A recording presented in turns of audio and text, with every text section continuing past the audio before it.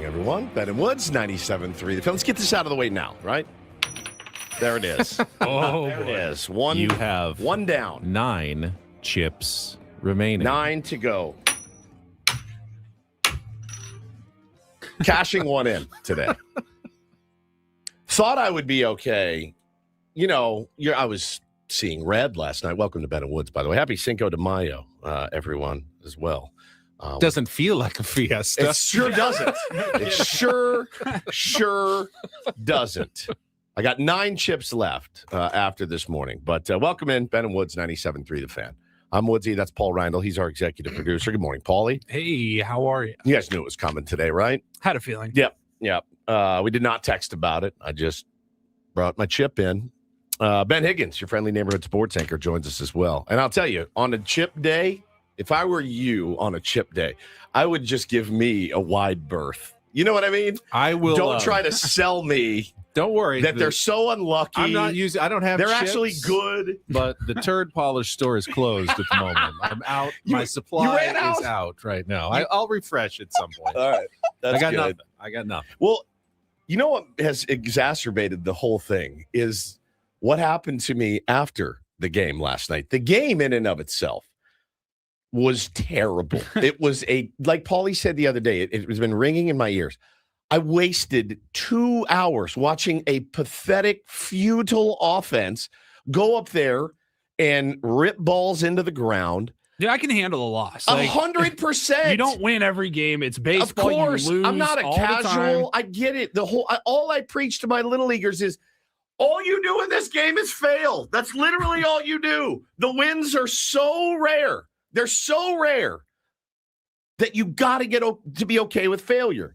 But I think for Padres fans, I think everyone's frustrated. And I think it's for great reason. This is not a 2026 thing. This has been 5 years of this. I mean, you bring in the best hitters on the planet. They come here, they're like, I don't know how to hit anymore.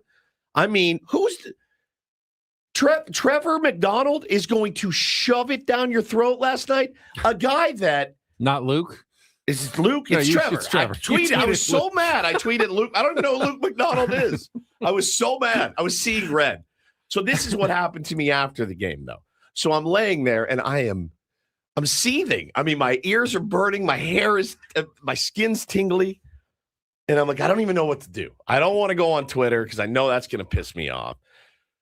I was like, all right, just chill out. I'll watch a movie. So I put on Green Book, okay, with Viggo Mortensen and Mahershala Ali. Great movie, won an Oscar. And it's like kind of a heavy movie. I was like, I need something heavy to go to sleep to. I didn't want something light. I wanted to wallow in it. So I'm laying there, and I finally fall asleep. Well, then something on the movie, they knocked really loudly, and it woke me up because I fell asleep with it in my ears. Certain sounds, yeah. This was at 11:07. That's what it sounded like. Ah! And it scared me. So I wake up, and I go, oh, no. Oh, no. What? Oh, and I get up and run to the bathroom, and I vomit into my toilet. Bad. So I'm now like, okay, I feel a little better, and my stomach was so tight. So I go lay down in bed. Not 20 seconds later, my 5-year-old walks in. He has had a bad dream, probably because he heard his dad vomiting the contents of his dinner into the toilet. So he walks in, so he gets in bed with us. Now, you had little kids at one point. This dude, it would be like, okay, picture yourself, all of you listening, you're in bed and you're cozy for the night. And then a guy walks in and he brings a 47-pound salmon into your room and throws it in bed with you. It's true. Could you sleep? Thrashing around. Could you possibly sleep? A live salmon. A live salmon. Not a dead fish. He a just live caught fish. it. Yes. He just caught it. Yeah. And he throws it in bed with you and he goes, good night, bud. Sleep well. And you're laying. So true. So I would start to doze off and I would feel in my back. Yes, he would kick me. Kick you. And I'm like, you so often. Bro. And so I'm pushing him away. I'm pushing him like, go to your mother. And I'm like, now I start to panic because it's past midnight right now. Like it's getting close to midnight. And I am in full panic mode. The brain is going, I didn't want salmon. I said it 4 times. So I'm it's so true. It's so true. And, It's just and you feel both. thrashing. You feel both annoyed, but it's also your kid. It's my You're going baby. Like, It's my baby boy. I shouldn't be getting as mad as I am, but stop kicking me. I'm trying to sleep. Please stop moving. Please. You're fish. You're a fish. And so I'm laying there and I'm like, and then, look, for this gig, you want to be sharp in the morning. And I knew at getting close to midnight, I wouldn't be. And I knew it was going to be difficult. So then the brain starts going overdrive. So then I'm laying there with him. And I go, oh, no, it's not done. And I go back into the bathroom and it gets deeper and deeper. And 2 more times and I'm laying there going, all right, like I had some blackened ahi tuna for dinner. I don't think I can ever eat it again. I honestly, I don't think I could ever eat again. Now, part of this is the Padres' fault as well, that they did this to me. I'm like, I've told you guys before, I stress eat during these games, right? These really crappy, pathetic showings. I had some leftover, not a lot, but a little bit of leftover spaghetti with ground turkey. And so I was like, I'm going to go just finish it because that's what I do. I stress eat. So I ate that. We had dinner at 4. We're talking probably 10 o'clock. So it's like another meal. But I vomited up ahi, tuna, and spaghetti. Two of my favorite things. Don't know that I'll be able to dig in for quite a long time. It was that bad. And I sat there and I go, well, I'm not calling out. Like I'm going to be there tomorrow, period, the end. But I was driving in this morning. I was like, it's a little queasy. I'm on maybe an hour of sleep, and just was up throwing up all night. And and then I walked out. I had no idea it was going to be raining. I walked out. It was just pouring. I think it's letting up, but be careful out there. There's going to be some water on the roadways, so please drive safely this morning. We saw one car right off the freeway on the 5 near Via de la Valle. Just not, as you said, what a horrible way to start your morning. I walked out into the living room and I was like, wait, what is that? And I was listening and I go, what the hell is that? I look out the window. I go, oh, it is pouring rain. Yeah, I had no idea. Yeah. I absolutely had no idea it was going to rain. I walked out. I went, oh my God. I went back in and got my slicker. The last time I wore this was at the Oasis show in Manchester. So got my slicker, came on down here to work. But yeah, man, I think this has just been such an issue for such a long time. And I don't know the answer. I mean, I had a guy yesterday said, man, you guys really need to go in and diagnose Fernando Tatis Jr.'s swing. And I go, you don't need a 51-year-old, almost 51-year-old radio host with 0 ABs in the big leagues breaking down this guy's swing. If it were me and I was in charge, Woodsy, what would you do? I'd have these guys I'd tell these guys, don't hit. You're all going to mental health counseling, every one of you, to find out why. When they call up a kid from AAA, I don't know what the record is. Somebody a lot smarter than me can go dig and find out what, in the last 5 years, a AAA or AA call up, what's their record and ERA against the San Diego Padres? My guess in 5 years is 140-1 with a .34 ERA. I mean, I have a theory that I could throw out there. We don't see them enough? Yeah, it would be more like, hey, other veteran guys who usually get lots of film on guys and they study, and I know Padres batters, they take it seriously. They watch the tape of the starter. I'm not when saying you face they're not a guy trying. that there's not a lot of video, you haven't seen on the big league level much, that you're not as well prepared for those guys as you are the guys that you normally see, but I don't know if that's true or not. So they talked last night on the broadcast about Trevor, not Luke McDonald. Man, he's pitching differently than he has in the past, so he altered his game plan, right? But I'm watching the pitches. Now, Trevor McDonald carves us up. Against us, we each get 4 ABs, 0 for 12 with 12 punches. No question. But in the big leagues, a 94-mile-an-hour sinker, and how many hangers? How many hangers got by? So, okay, fine. He mixed up what he does. He mixed up his plan of attack. Do we then not recognize that and then go attack him? There is no attack in this team. There's no, I smell blood in the water. There's blood, and I'm going to go get it. And it's been that way for a while. I ended last year. Do they hate losing enough? I don't know. I don't know. I love these guys. I love them, all of them, to a man. I've met them all. They're great dudes. I root for them. But this happens far too often, in my opinion, when that's what championship teams do. Like they go, oh, look at the weakling. I'm not even going to let this guy in the game. I'm going to pummel the weakling every single time. Well, and did. Who? Padres. What do you mean? They jumped out to a 1-0 lead. Oh, they didn't. But there's no pummel. Right. I'm talking pummel. And they finally show a little bit I of would fight. say it's their first home run the in the first inning all year. That. The Dodgers are phenomenal. When they face someone who's overmatched, they make them look like they are overmatched. Yeah. And it's not something you see a ton from the Padres. They win their fair share of games, more than their fair share of games the last few years. More so than they probably should have. They don't pummel teams the way the Dodgers do. No. I mean, I grew up, so when like the Yankees, Orioles, right? When it was Yankees, Orioles time, Yankee fans just put their feet up. They're like, we're not giving you a breather at all. There is none of that. The weird thing is the one Padres team that did it. Who did? There was one Padres team in the last few years that did it. It was 2023. Right. They pummeled teams, and then they would lose 2 games by 1 the next 2 days. Yes. It was the weirdest year because that's the year they actually did pummel the weakling. But the other 2 games, they found ways to lose. Well, and, as we've pointed out, and listen, again, I saw some guy on Twitter go, I can't wait to be gaslit by Ben and Woods this morning. Look, man. When we have experts like Eno Sarason, and they're unlucky. They've been getting unlucky. They've been hitting the ball hard. Like we've all heard that before. This has been now. They are 26th in OPS now. They're 24th in slug. They're 27th in OBP. They're 27th in batting average. So there's underlying metrics. Third in hard hit rate. Third in hard hit rate.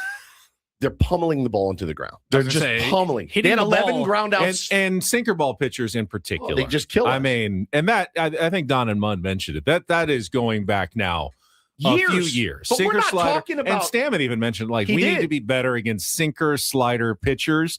They just have our number. Maybe it's because the Padres are right-handed, and most of those sinker, slider guys are right-handed guys, and they just expose that Padres lineup. Maybe that's an A.J. Preller issue, a roster construction issue, that he doesn't have enough guys that succeed against sinker slider pitchers, and it is a weakness of the San Diego Padres. Yeah, I mean, and again, we're not talking Roy Halladay here. We're not talking about 97-mile-an-hour exploding sinkers. We're talking about guys that's flipping sinkers up 2 seams that are up in the zone that other teams pummel and punish. They see that kid on the mound last night and they go, oh my God, there's no limit to what we're going to do to this kid tonight. Laureano goes up, first AB, sets the tone, punches out on 3 pitches. Toddy hits an absolute seed to Roberto Alomar, now at second base, 10-time Gold Glove winner, Luis Arraez. Hey, boy. He's the best defensive second baseman of all time. He made it 5. He played his really balls plus plays in that game yesterday. Maybe we really were playing him out of position. 100%. Yeah, can you imagine? He was fantastic last night. Pretty much won them that game because the Padres did square some balls up right at him, and he made every play. And did 2 doubles down the line. Like he does. Both critical for the Giants to score what turned out to be the tying winning runs there. It's just, for me, it's so hard to diagnose I'm never going to be the guy that falls in the camp that says these guys don't care, they don't work. I know the opposite is true. I know it. But this has been a few years problem here. Guys like that come in and chew this team up. The Giants are one of the worst teams in baseball. They're one of the worst teams in baseball.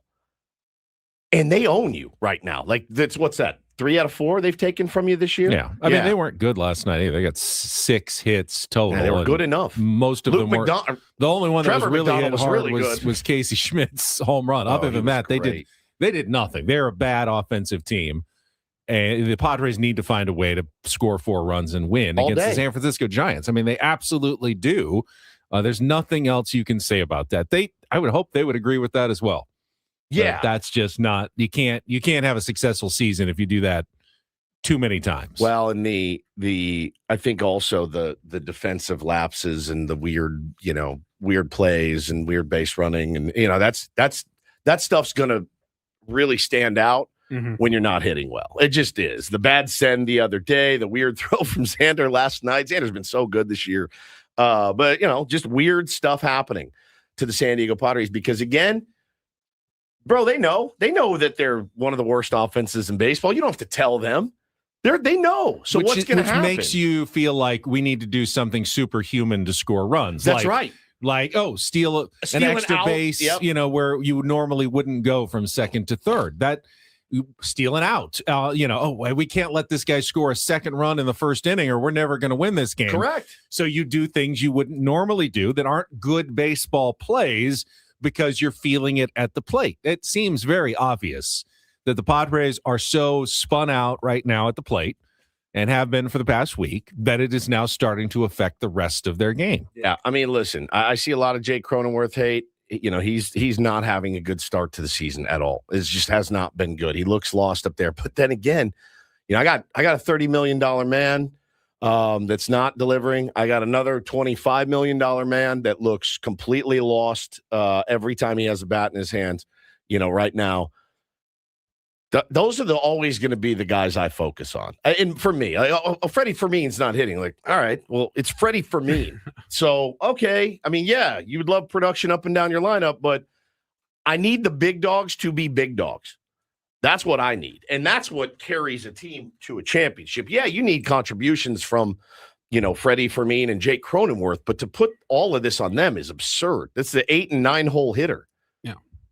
The guys at the top have got to get it done. Period. The end. I mean, that's really where it starts and stops. And, it's just really they're a frustrating watch when they do this. And I think you go into the game last night against Trevor McDonald and they were aggressive early, right? They never adjust. They never make adjustments. Oh man, he's pitching us backwards. Well, I guess we're screwed. He's doing opposite what the plan was. Oh, okay. Well, if I'm the opposing manager, I'm like, what have you been throwing? 80% sliders? Yeah, why don't you go 80% fastballs tonight against the Padres? Because they will not adjust. They won't adjust. I thought in the first inning, Ramon Laureano, I guess we're just getting into this, but that's fine. When you play a chip, everything's out the window, including foreplay. True. So Ramon Laureano strikes out on 3 pitches to start the game. So gnarly. So you're going up there. You're Fernando Tatis Jr. What are you thinking? Like, man, I can't make a quick out here, or we're going to give him the easiest first inning possible. So what does he do? Takes one right down the middle, and now he's down 0-1, and that was the best pitch he was ever going to see. I mean, he hit a in missile. The at bat, and then he did hit a missile. But now we got 5-pitch inning, and 2 outs. So there's 2 outs. So Jackson Merrill comes up, and I'm going, this is interesting because Jackson probably shouldn't swing at the first pitch because if he gets an out, you've just given this guy a 6-pitch first inning, which and he is just brutal. which is the worst. And to Jackson's credit, he was thinking he'll probably do what he did with Tatis. He'll throw one down the middle, and he did, and he nuked it to center field. And I go, yes. Okay, yes, Jackson. That's thinking ahead. That is thinking ahead. Yep. You outsmarted the pitcher there. Don't miss it. This is a good sign. You want to swing at it, it's the rule. You want to do it, but don't miss it. And he didn't miss it. He hit a missile out to center field. And I thought, okay, this is a great sign. It wasn't. Then after that, they did nothing the rest of the game against McDonald, other than Jake got hit by a pitch. Yeah. That was it. And Jackson had his double and made, bad base running decision. Forced them to make a really good play on him to get him at third, but that was the only time you ever had a runner in scoring position the entire game. So gnarly. The entire game. So I saw a rumor online that they're calling up Sung Moon Song. Is that true? I don't know if it's true. I don't know if it's true. I saw a graphic with some, Korean characters on it. You can't read Korean. It said the show at You're the top. worthless, I have dude. no idea what it says in Korean. There is also reports that Yuki Matsui will join the team today. I guess they have one more day, but he was with them in San Francisco yesterday, so they will have to make a roster move. My guess would be Kyle Hart. That's why he came in yesterday. Maybe you could have brought him in a little bit earlier against you texted. So why wouldn't you, if you're going to bring him in against Devers too? He's also a lefty. You can't let that guy get going. I thought the one guy, there was one guy in their lineup. I go, don't let this guy beat you. And it's Willie Adames. And they didn't. Willie Adames, he looks like one of the worst players in baseball right now. And he's a $30 million a year guy as well. They handled him, but they didn't get bodied or anything like that. No. They didn't get bodied. They didn't quit. They hit the bomb in the ninth. That was encouraging. It was like what I texted you guys last night. It was the standard recipe for a Padres L, at least as of late. Standard. Where the pitcher has one bad inning, whether it's the first, third, fifth, whatever. Second, one bad inning. And then actually at the end of the day, you look at his box line, or the box score line, you're like, no, not bad. Right. You'll take that from Randy Vasquez. All day long. But what happens? The offense goes completely cold against a guy we've never heard of. I mean, it's church. Looks like Tom Seaver. I mean, it's happened so. How many times have I tweeted out the Tom Seaver picture when some AAA guy comes up and is like, this is the land. The Padres have become a soft landing spot for let's get this guy up from Oklahoma City and let him rip. Yeah, maybe they're going to call him up last week, and they're like, actually, we got the Padres coming Give into him town a soft next landing week. spot. Let's give him the Padres on Monday night instead of whoever. He chewed them up with 94-mile-an-hour sinkers and hanging sliders. I mean, hanging sliders like that should be destroyed. And I don't have the answers. I'm just frustrated. Yeah, I mean, they're not going to DFA Jake Cronenworth, but if Sun Moon Song gets called up, you can't. I would not be shocked to see Jake go on the injured list today. Whether it's the problem is people want to put the entire team on the. Toddy needs a fan. Try something else though. Right now, yeah, I mean, try something else. You do have to try something else, and that I was hoping we would see that yesterday. Actually, I don't think too. we did. I thought maybe yesterday. I thought maybe last night was the day to tinker, move change the lineup around a little bit. Put Toddy in the leadoff spot, put him somewhere else, and we did not see any changes. Guess what awaits you today? Another sinker slider guy in Logan Webb, who is. Now, see, I've heard of Logan Webb. See, Trevor McDonald is the guy you have to beat, knowing you've got Logan Webb the very next day.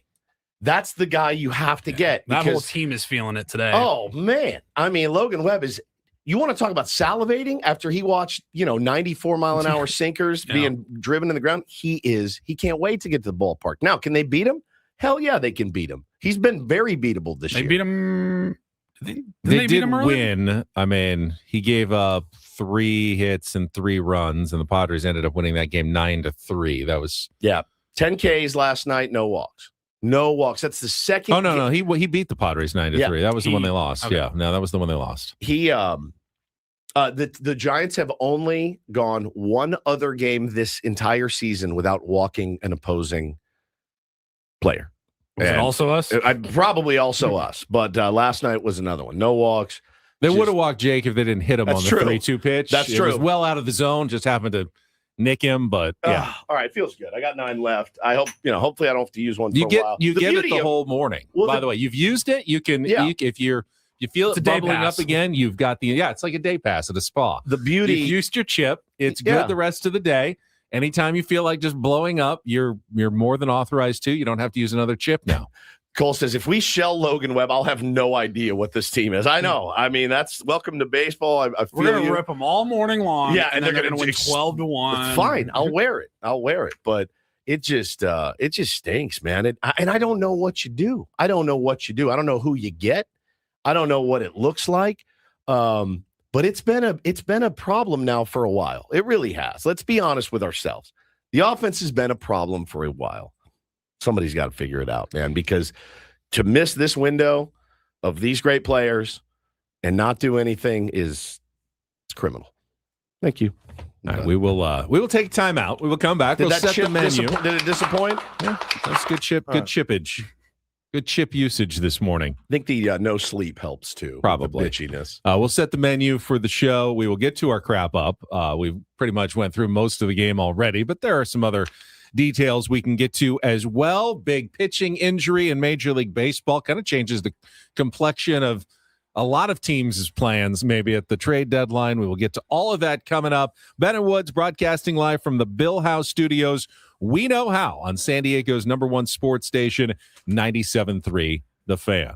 First, though, let's talk about financial planning. I know that's something very exciting in the morning, but it is important. I was at 50 years old and really hadn't given enough thought about my retirement. Even though I'm not planning on retiring anytime soon, it's never too early to make a good plan with someone who knows what they're talking about. So I went to TRAJANwealth.com, trajanwealth.com, talked to my advisor. David got me set up and told me some things that I had missing, simple things I'm missing out on.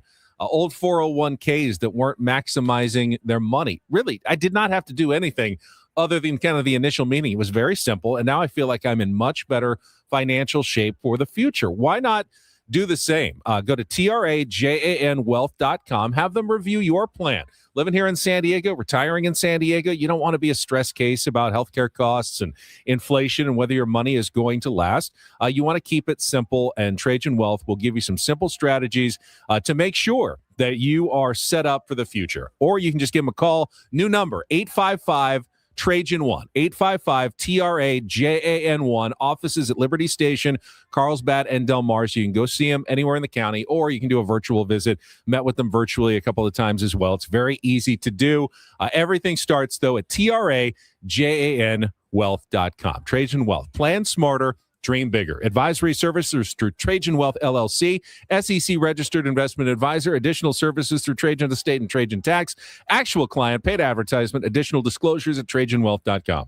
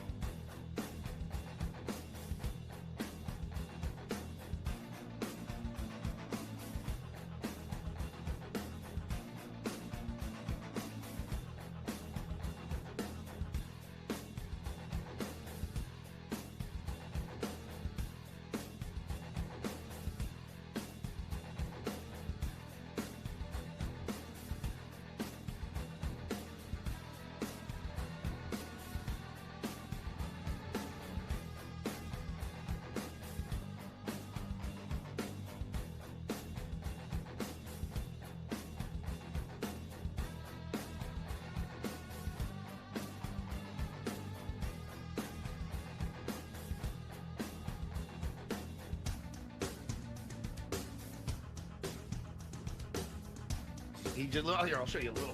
Please Just a don't. little bit. What hurts on you? Nothing at all. A little bit. Not that now. So let's say Whatever you're about to touch is the only thing. Let's say It's gonna hurt. right? All right, yeah. Okay. Pretend your knee hurts. Pretend your knee It's going to in a second. right here. Oh, that is not pleasant. Hey, player, this is all yours. This room with this view. This speakeasy with this cocktail. Hey, could you make that too? The spa with this. Ah. And this pool on this roof. This is all for you. The all-new Hamul Casino Resort, now open.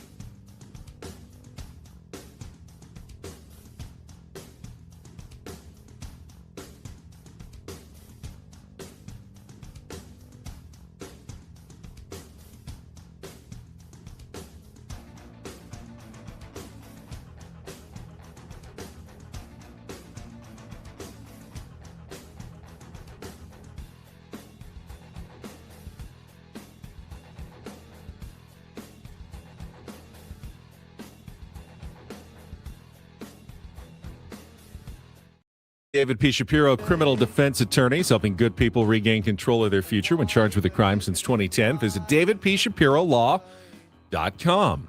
Woodsy's already played a chip.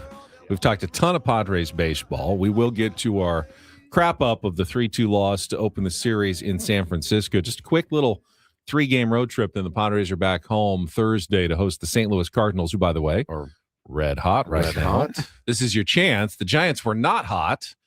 I don't know that you got them hot yesterday either, but you didn't win the game. Yeah. And that is a missed opportunity for your San Diego Padres. 7 o'clock hour, we'll get into the big news in baseball yesterday. Tarik Skubal going on the injured list, needing surgery to remove loose bodies in his elbow. Loose bodies in his elbow. Loose. Could miss anywhere between 2 to 3, maybe even more, 4 months. Likely not going to be back until after the trade deadline. I saw some really, really bad baseball takes yesterday about all of that. About Skubal? The Skubal, just the whole Skubal scenario. Everyone, see, the Tigers were right. And saw stuff about the WBC. We were talking about that before the show. I mean, yeah, who's the guy on before us? Drake Tolles. Drake Tolles said, I got in the car, put it on, and he said, man, our pal Tarik Skubal going on the IL, got to go under the knife. And it's funny because, remember, he's the guy that said, I can't go a lot in the WBC because I don't want to get hurt. in the WBC, and look what he did. He went out and got himself hurt in the regular season, and I'm screaming at the radio almost going, so what? That's when he's supposed to get hurt. If he's going to get hurt, that's when it's supposed to happen. Right? And I mean, in my mind, I go, glad I didn't push it to 400 pitches in the WBC for this collection of stiffs that were out there. I'm really glad I didn't push it. I could have been, but I felt bad. I mean, you could make the argument and say probably didn't save him anything not pitching in the WBC. He got hurt anyway, so why not just pitch in the WBC? I guess. No way. No way. I thought it was a weird argument to make in a morning full of weird arguments. But that was months ago. It was months ago. It doesn't seem that it relates to what's happening right now with Terry Skubal. You know, I told. Now, we don't know. Did he go into the season already kind of feeling that way? Maybe. And maybe that's why he was like, I'll just go 50. And maybe I'll make it through the season. Maybe I won't. I don't know. But for a guy who is expected to get perhaps the biggest contract ever, timing isn't great. What does this do for you? Put your GM, president of baseball operations. It doesn't change anything. This is really. now. We'll talk about it. Yeah. Yeah. I mean, Hannah, actually, my wife came and was like, this is like his third surgery. I was like, I did not know that. She goes, yeah, he had Tommy John here. I'm like, what the hell were you listening to? So I was getting schooled by the missus yesterday on Terry Skubal. I'm not giving him $500 million or whatever they were talking about. 7:20, we'll have Don't and Do This, including some great tributes to John Sterling yesterday around Major League Baseball. In our 8 o'clock hour, we'll play Take on Woods. Got our new prize, our $500 gift card to the Westgate. Create your own adventure, as it were, in Las Vegas, and music, TV, or movie trivia. Then at 8:35, it is an Incorporator Tuesday. One of those tributes, by the way, came from our own Jesse Agler, who will join us at 8:35. We probably do need, it's probably good to have Jesse on a chip day as well. Yeah. He will bring good perspective. He won't necessarily sugarcoat it, but he'll also make us feel better about things. I promise you. He always does. If you listen to Jesse at 8:35 and you're feeling bad about the Padres, you will feel at least a little bit better after Jesse is done by 9 o'clock. You know what's funny? And I don't know if you guys have noticed this too, but the futility is leaking up to the broadcasts, right? And I don't mean they're also futile. I mean, you're hearing frustration more from our broadcasters than you have before. Last night, perfect example. The ball Arise hits the dirt, pops up and hits the net. Mudd didn't see it hit the net. Laureano kind of lollygagged it back into the infield, and Mudd goes, get it in. And I was like, Mudley, it hit the net. But it's starting to leak up because you're tired of seeing so many weird mistakes by this team. You know, that's interesting because I think it's a difficult position to be in. Yes. You've got bosses who don't want you to be too critical of the team when you are a team broadcaster and employer. But I've always been of the mind, I think the Mets and their broadcasters do this really well. Yeah. They let the Mets announcers rip the team from time to time. When they're not playing well, like they let them get frustrated, and then it's okay. Sometimes that works. Sometimes you end up with hard feelings. You players hear what the broadcaster said. I mean, we had Uncle Teddy told stories, about word getting down to players, what he said during broadcasts, and him having some really awkward, difficult moments. But if you can get through those, I think it's better off, not just for, obviously listeners want the unvarnished opinion of the teams, but I do think teams don't sometimes realize the value of having more unvarnished broadcasters, and that really resonates with fans. And then when things are going well, everyone knows, oh no, they're really going well, because the broadcasters aren't afraid to tell us when they're not going well. And I think with Darling and Hernandez, what are you going to say if you're Mark Vientos? What are you going to say? Yeah. If you're Francisco Alvarez, you're like, oh, those guys won a ring. Like those guys, they can kind of say whatever they want. They can kind of say what they want. That would be what I would hate to let those guys down, if I was a current Met. Like, oh, those are two of the G's from, winning the World Series and all that. So, like if Trevor was in the booth. Dude, Crucky, when the Phillies play like crap, you know it. John Kruk does not pull punches, and he gets pissed, and I like it. I think it's too. And it's good to hear our guys do it too. That's all I'm saying. From time to time, yeah, absolutely. From time to time, yeah. No one wants a broadcast that's relentlessly negative all the time. Of course not. You also know how hard the game is, and I even felt a little bit casual using a chip today, knowing there's still plenty of time, right? But I was seething last night. I'm tired of watching these guys get called up and coming in and going, time to get right. I'm tired of being the get right gang. I really am. I'm tired of getting teams on their feet. It's happened too many times over the last couple of years. I'd love to see a little bit more FU out of the San Diego Padres because I think they have FU. I think they have the guys to do it. It's just a matter of doing it, being it. It's something that you are, not something that you do, I think. Jesse Agler and all of our guests appear on the SDCCU fan hotline. It's not big bank banking. It's better. That's 8:35 at 9 o'clock.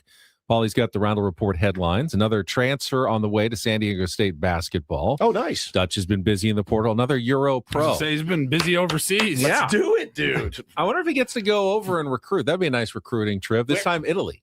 Italy. Oh, there he is. Hey, I would be, if I was him, I'd be like, hey, JD, I've got a couple guys I need to go look at over in Paris. One's in Florence, one's in Rome, and I got one in Venice as well. Got this great player, Lake Como. He's really good. Just trust me. Just the Swiss Alps is a good place for basketball. Hey, Dutch, we ain't got that kind of money, my man. JD, you got to see this kid. He's in this very small town in Bali. Yeah, I'll go check it out. Go do it. Yeah, 100%. And then we got an Italian. We got an Italian pro, young Italian pro coming to San Diego State guard. Paulie will tell you all about it in our Reindl Report. Can't wait. And then we'll look ahead to Game 2 of the series tonight in San Francisco. Walker Buehler against I think it's Logan Webb. There was a TBD listed I thought somewhere it was Logan as well. Webb for sure. It was earlier, and then yesterday it went back to TBD. This morning I have not seen if there's been any changes, but we'll keep an eye on any potential pitching matchups for you as we head toward 10 o'clock. Up next, though, let's get to the crap up. We will wrap up the 3-2 loss. Any details we've already missed as Woods played his chip right after traffic here on 97.3 The Fan. From the 855 Get Ross Traffic Center. Injured? Demand justice. Demand Jurowitz. 855GetRoss.com. Solid stop-and-go conditions through El Cajon. Westbound on the 8. The southbound 67 is jammed up, too, because of a deadly crash at Main Street. The 2 right lanes are blocked. This Game Day Traffic Report is brought to you by Crystal Geyser Alpine Spring Water. What makes Crystal Geyser Alpine Spring Water different? We always bottle our Alpine Spring Water less than 1.5 miles from the spring source, and all our bottles are made with 50% recycled plastic from our own recycling plants. Crystal Geyser, bottled at the spring source. It's a shame if they lose. You got a problem. How did things play out in yesterday's game? Supremely stupid. It's time for the Padres Crap Up with Ben and Woods. Brought to you by Hamul Casino Resort. Hey, player, here's something to cheer you up. The rooftop pool's open, day passes are available, and the spa is calling your name. Hamul Casino Resort, the player's place. We'll give it 16 minutes of salt, and then we'll, get back on the bump and figure it out. McDonald will kick and deliver. The left-hand batter swings at the first pitch, sends it in the air to center field. It is high, it is deep, it is gone! Jackson Merrill, a home run in the top of the first inning. And the Padres take a 1-0 lead. A Jacksonian blast here at Oracle Park. 3-2 hammered in the air. Deep to left field, forget it. Laureano back to watch. Casey Schmidt stay hot. Game-tying solo shot in the bottom of the first inning. And this game is 1-1. Here's the 0-1. Devers hits it on the ground up the middle. That's going to roll into center field, a base hit. Rise comes in to score. The Giants take the lead. It's 2-1. And Devers swings, pops it into right field. Fernando over towards the line.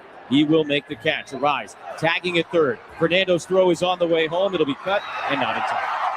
Sacrifice fly, Rafael Devers. And the Giants have added on. It's 3-1 in the bottom of the sixth. Ramon swings, sends it in the air, deep to left field. Ramos is going back. He's going to watch this one. Gonna go! Ramon Laureano with his 5th of the year. And the Padres get a solo shot to start the 9th. This is a 1-run game at Oracle Park. Killian is set, ready. Here's the pitch. And he swings and misses. Strike 3. It was a curveball. Down and away, and the ball game is over. Gillian gave up the home run to Laureano, but he holds on to collect his first major league save, and the Giants hold on to win this game by a final of 3-2. The kid was making pitches. He's throwing a little harder than what he's thrown all year. His season debut came out firing in front of the home crowd, and then I think a little bit as we got to fight him a little bit more. We made it a little easier on him, and we've got to find a way to handle these guys that come in with the sinker slider combo. That's just part of what this season's going to bring for this team, and we're going to keep working. Those guys are going to keep working. Eventually, we'll figure it out.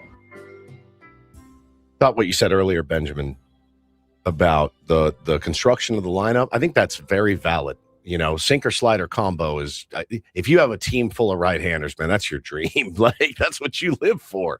If you're sinker slider combo, beautiful. Just like Canning the other day against those lefties with his neutralizing changeup. I mean, you pitch to your strengths. And this kid last night, knowing, hey, man, like they're challenging Toddy and Manny. They're like, we're going to throw it down the middle because we know you guys aren't going to hit it right now. We know you're not going to. Logan Webb will not throw Jackson Merrill a pitch like he saw yesterday. He hit 2 balls really, really well yesterday. He won't see any of that today from Logan Webb. Manny and Toddy, until they get you, Logan Webb can throw 97 right down the middle. And he's like, if you can get it, go get it.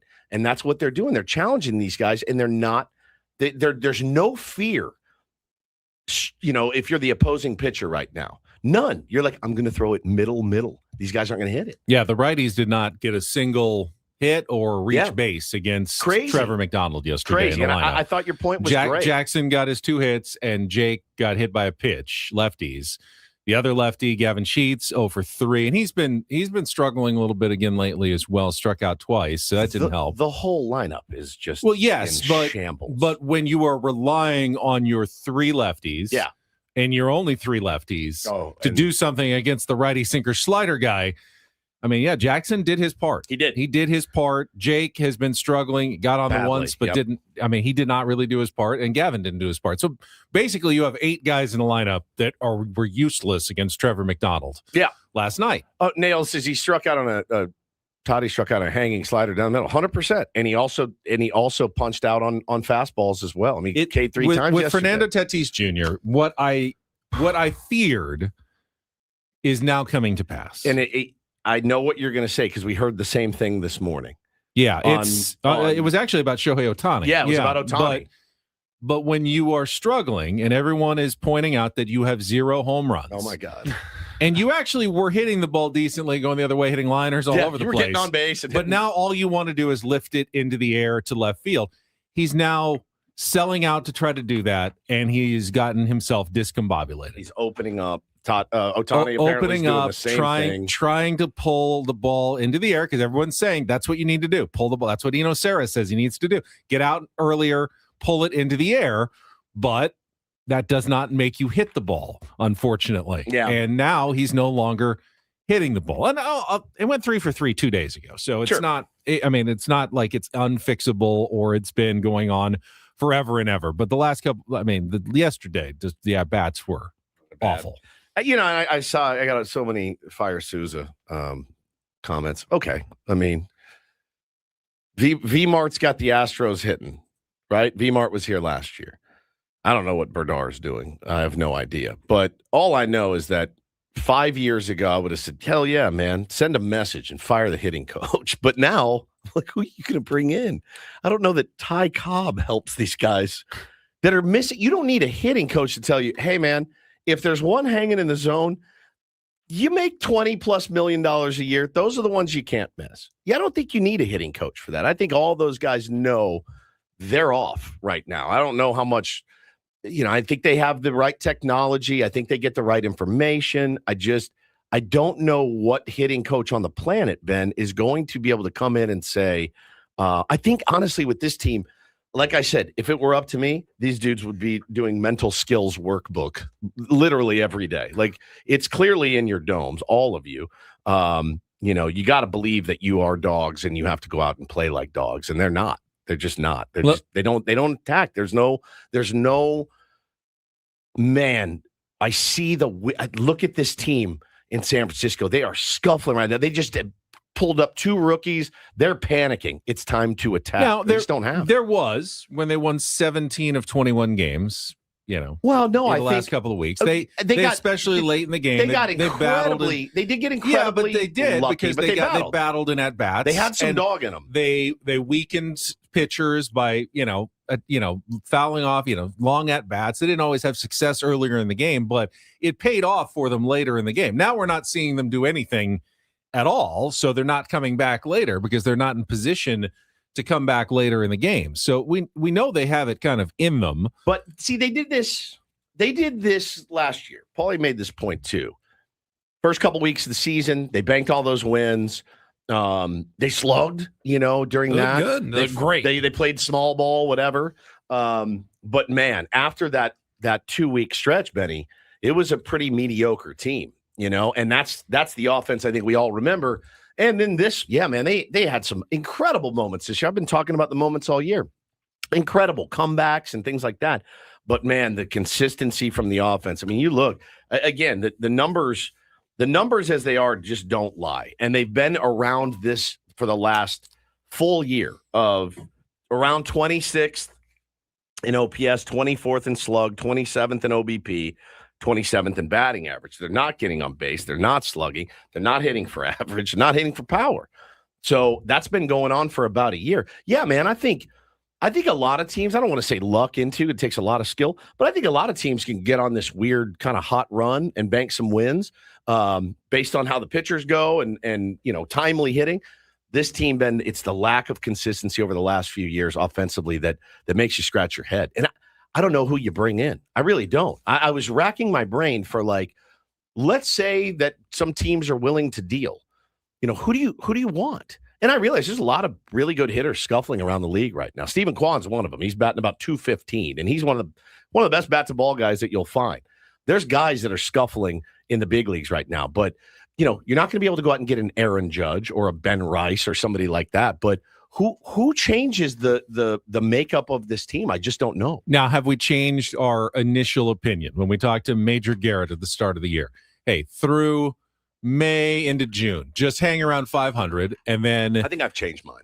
I feel like you changed. I feel like I have because I'll there's still admit 6 games above 500. Yep, I will admit they got 20 wins, right? You've got 20 wins. Yep, I will fully admit. We all would have signed up for that at the beginning of the season. Just doesn't feel that good right now. No, it doesn't. It doesn't. And again, against some mediocre teams, I understand the White Sox have made some cool moves and done some good stuff. It's the Chicago White Sox, man. You got to win that series, and you got to win this one against the 2 really bad teams. Well, Padres still could. They got to come back win the next 2. I hope they do. I will eat We've my seen word. them do that before. We will talk about it as we come back. We will talk about the Tarek Skubal injury and more with Ben and Woods on San Diego's #1 sports station, 97.3 The Fan.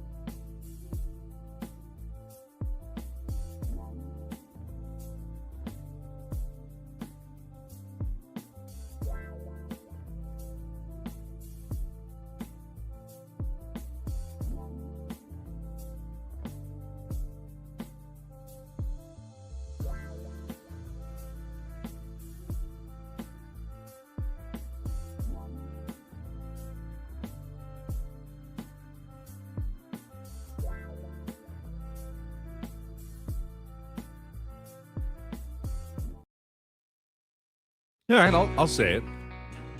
I'll at least ask the question. After yesterday's performance and after the start he's gotten off to, was it a mistake to let Luis Arraez go? Signed 1 year. Padres did show interest in him, according to Luis Arraez himself. But they did not want him to play second base. They wanted Jake Cronenworth to play second base. So he signed with the Giants for a 1 year, almost prove-it deal. Not that expensive. How much was it? Was it 14? 12? 12. I want to say 12. And the Padres said, no, Jake's our guy. Jake has gotten off to a terrible start. Luis Arraez has more hits through Wait. April. Hang on. Jake was under contract. It's not like they chose one over the other. No, but you could move Jake around as you do. You could make him more of a, This is a team with budget constraints and Swiss Army knife player. You need that Swiss Army knife player, the Chris Taylor type, move him around. And you could have given Luis Arraez second base. I was not in favor of it. I'm not going to say that I said they should have signed Luis Arraez and made him their all-time full-time second baseman. I thought he was too bad defensively at second base to be your everyday second baseman. Well, blame what on you Washington, said yesterday. man. I didn't believe you. You said, no, he's like at first and outs above average in the league. And I go, second base, really? Yeah. Like with range and everything factored in. And you said, yes. And then I saw him play last night, and it's I go, unreal, man. Okay, my goodness gracious. The play he made on Toddy in the first, the play he made on Gavin Sheets. Oh, my God. Gavin Sheets, I don't know how hard he hit that ball, but it made a great one on Xander going to his left. All that I thought were hits when they're off the bat, and there he is, just magically appears right where he needs to. Yeah.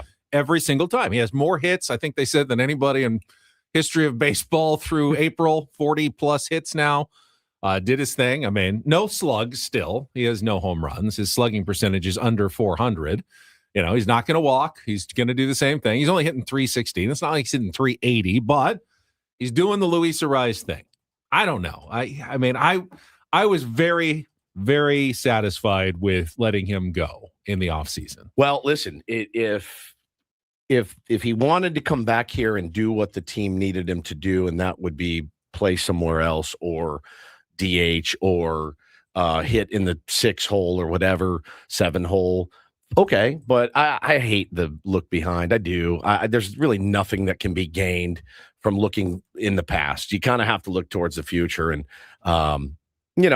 he's there. He's a Giant now. He's been working with Ron Washington hardcore. They were showing videos back from spring training I saw. And Wash is the best in the business. I mean, Wash can win guys Gold Gloves. I don't think Luis will win a Gold Glove this year. I don't know that he can keep it up, but I'm happy for him. I think he's a great dude, and I think he was misused here. I do, and I think some of that is his fault, and I think some of it was Schulte's fault. I think it was a confluence of events. Like, I don't want to hit 5th or 6th or 7th. I'm not going to. There's absolutely a world in which if Luis Arraez started this year with the Padres, things were different, new manager, willing to play different spot. Like, there's a world in which it works out pretty well, but I wouldn't say I'd go back and be like, damn, I wish we didn't have Jake because we could have had Arraez. Right. Like, Jake signed a contract 3 years before that. Like, he wasn't going anywhere. Yeah. No, I just mean moving them around, moving guys around. More. But that first base has been one of the Padres' better positions with Sheets and Ty France, as emergence. And if you had Jake there, you may not have had Ty France, on this team. And he's been pretty productive. Did not play yesterday. I would imagine get him back in the lineup, though. He's one of the few guys who seems to be swinging the bat decently right now for the San Diego Padres. Campy's got to be in there today. I'm not mad at Craig Stammen right now. I do think, hey man, your tinkering was working kind of at the beginning of the year, and you were being strategic with things. And maybe last night on paper, that's what looked like, hey man, this is the lineup that can win us a ball game. But holy smokes, man, I don't know what you do. I put myself in his shoes a lot, Ben. I lay in bed and I go, all right, man, what would you do if this is your team and this is how they're going offensively? What do you do? Where do you move Fernando Tatis Jr.? After 3 punches, do you move him up? After 3 punches last night, it's like, do you want Fernando betting more right now than he already does? Right. I just don't know. Do you move him down? Is that just continuing to compound what appears to be a bit of a confidence problem? Yeah, a mental problem at the moment for Fernando Tatis Jr. And if you don't, do you leave Laureano in the leadoff spot? I was ready to move him out, and then he hit the home run in the 9th inning, but he has been scuffling pretty badly lately. And pretty abysmal offense, man. It's pretty abysmal. I mean, it's as feckless of an offense as you'll see in baseball right now. I mean, again, there's the rankings and all that, but I don't know. I really don't know what you do. I have no idea. I mean, you've tried more things already as Craig Stammen. You've tried more things than any manager in the last 10 years have tried. Moving Toddy back to second, like trying to get him going there. Like, you've tried stuff. You got to keep trying. You got to keep trying. And by the way, you need to keep throwing Fernando Tatis Jr. out there. No matter how bad he looks. Yeah, I think you absolutely I don't think you're going to get him going by sitting him for 3 or 4 days and putting him in a cage. He needs to swing his way out of his slump, as every baseball player basically through history has needed to do. No question. You have a star player. You have to keep playing him and hope that one at bat is the one that, kind of, okay, there it was. Yeah. Now I feel good. And then another one. And then, all right, now you start getting going and you feel good. But you can't do that unless you're in the lineup. So Fernando Tatis Jr. remains in the lineup as long as he's healthy. Going to be out there. I mean, yes, he should be. He'll get a day off just like everybody here and there because that's Craig Stammen's plan. But he's not getting multiple mental health days at this point. He has got to be in the lineup and figuring it out in the box, as every great Major League Baseball player has ever done. Yeah, and they all go through slumps. Yep. Padres have gone through many slumps and come out of them, and then they go back into them, and then they come out of them. This one's shocking, though. Like the no home run thing is literally for him. shocking. Yes, for the overall team, though. This is actually fairly normal in terms of of a slump. It's a team slump. We've seen them. Every team goes through them over the years. I keep waiting. You just want to minimize them, and hopefully keep them from getting too long and, eating away the entire gains that you made early in the season. Yeah, I can't wait for the first one because I can't imagine the weight of the world, the weight of the world will fall off of his shoulders. Just get the one. You're looking around the league and you're like, the quality of player he's up next to is, the Freddie Fermins, Luis Arraez, who's a great hitter, but not a home run hitter. Those are the guys that are, up there with Fernando Tatis Jr. It just doesn't make sense. It doesn't add up. No one could have predicted this. I would have said you were out of your mind if, you get to May 5th and he still doesn't have one tank, not one. Played some games in Colorado, played games in Mexico City. Not one is shocking. And I don't know what baseball gods were angered there, but need to make it right soon. I can't wait to see the first one. Meanwhile, the other big story in baseball yesterday, Tarek Skubal heading to the injured list to get surgery on his left elbow to remove loose bodies. According to the medical experts, they what does said, that mean, by the way? I could be like bone chips and stuff in there that's causing irritation and inflammation that makes it hurt when he pitches. I think it depends on what they find in there. It could be a couple months, could be 4 months, but a lot of the takes around there were that this changes the entire baseball season. And if the Tigers are not in contention, it absolutely does. Because the market for Tarek Skubal, what are you willing to trade for an injured pitcher? If he still hurts and you're just hoping he comes back. But you're hoping for a September 1 return. And he comes back and he's Tarek Skubal, he could be the biggest. He could win you a World pickup Series for anybody. Yeah. But what do you pay for him? Maybe. Like, you could trade for him. He never gets back on the mound. You gave up, 2 top prospects, and then he becomes a free agent and never pitched a day for you, and you gave up for nothing. I'm sure teams are going to be very hesitant to do that. Sadly, it lines up perfectly for the Los Angeles Dodgers. Just perfect. Because they're like, we don't care if you're injured. We don't care that you're injured. Well, they do care that he comes back. Yeah, but if they trade for him and he never comes back, no team wants to do that. But they could trade 2 of their top prospects to Detroit. He doesn't come back this year and still offer him $400 million. But you didn't have to give him the top prospect. You just wasted 2 top prospects. No, but it's a risk reward. You essentially guarantee a World Series if he does come back. If he does come back in August, September, you're like, we're good. We got Skubal, Snell, Glasnow, Ohtani, Yamamoto. I mean, good luck. We are replete with prospects. Is that the right word? We have so many prospects. We have to start trading some of these guys. We have to start getting rid of these guys because they're blocked. It may lower the kind of offers the Tigers are getting from other teams, though, which does make it more feasible for a team like the Dodgers to do it. 100%. 100%. But I think the most likely outcome. It's not like the Tigers have a ton of leverage in this scenario either. Exactly. At this point, I think the most likely outcome. The Tigers are 18-18 right now. They're actually in the second wild card spot, though, in a very weak American League. They will probably still be in the wild card hunt or wild card position by the time we get to July. They probably just hold on to him and hope that he pitches them to the playoffs. And, they end up not getting anything for him, but they get a chance. One more chance to make a World Series run if he gets healthy with him on the roster. Now they're 18 late in the season. They're 18-18 right now, which is good for tied for first in the division that they are in with. And their plus 17 run differential is actually one of the better ones in the American AL, League. Yeah. So we expected the Tigers to be a contender. They're not off to a great start, but in the American League, they very much are a contender. I don't know why you would trade Tarek Skubal while he's hurt when you still think you are a contender, and I don't see any reason to think that's going to change in the next few months while he's out. I mean, the Tigers are going to drop out. It could. You lose your ace. Yeah, that's true. You lose your ace, but you picked up Framber Valdez. You have other pitchers. It's true. We'll see if it makes a big deal. But if the Tigers fall out of it, it becomes a very interesting dilemma at the trade deadline as to who is going to offer what for Tarek Skubal, what the Tigers would be willing to accept at that point. When is what's his timeline? Woodsy nailed it. I mean, what other team out there can really just afford to essentially gamble and potentially waste, a couple of their top prospects? Yep. Like we traded DeVries.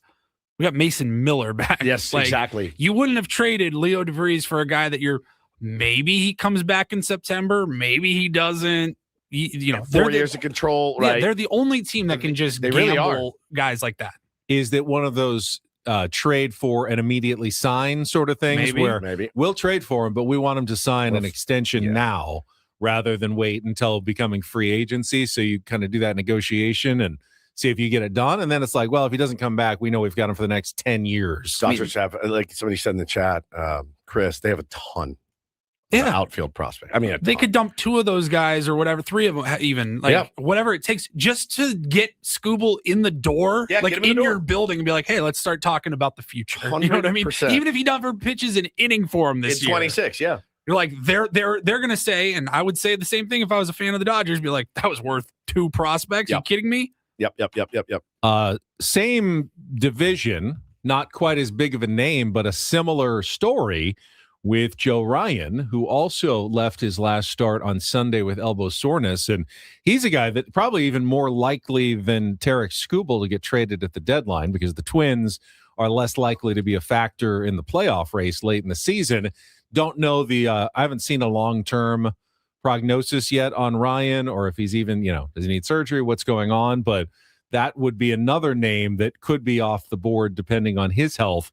For teams that are looking for pitching. And the Padres, I would imagine, I think we all still expect they might be one of those teams looking for pitching in July if they're in it and wanting to add depth and a guy who they could see as being a starter in a playoff series for them. I would like to pivot to looking for hitting at the deadline this year. So funny how things change, right? That's right. It's like, obviously we need pitching, but I don't know, man. There needs to be some self-evaluation once you get to the deadline of like, and I know how AJ works. We know how he works. He never feels like his team's out of it. Morning, guys. You also know the insane nature of the baseball playoffs. You see the weirdest stuff. It's totally random, as we've all learned. So there is that element, Ben, of, I'm not going to. If we're sitting around 500, I fully expect him to be active, a couple games out of the wild card even. I expect him to be extremely But active. He can't do everything. Can't do everything. You don't have the prospect capital to do everything. So you're going to have to decide on what your biggest need is. Yeah. And while a month ago we would have said, it's clearly going to be starting pitching.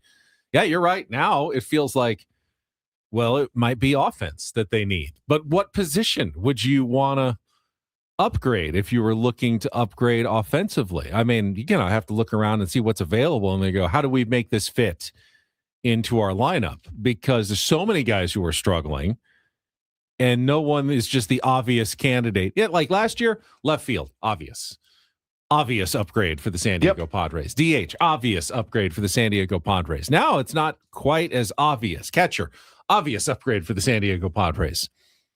None of them are that obvious anymore, where in fact you can get better going forward. I mean, everywhere, but who are you benching and, deciding is no longer a part of our plans late in the season if you make a trade like that? Yeah, I think there's going to be it's so dumb to even try to prognosticate now. It's too early. It looks like it's way too early to prognosticate what it looks like.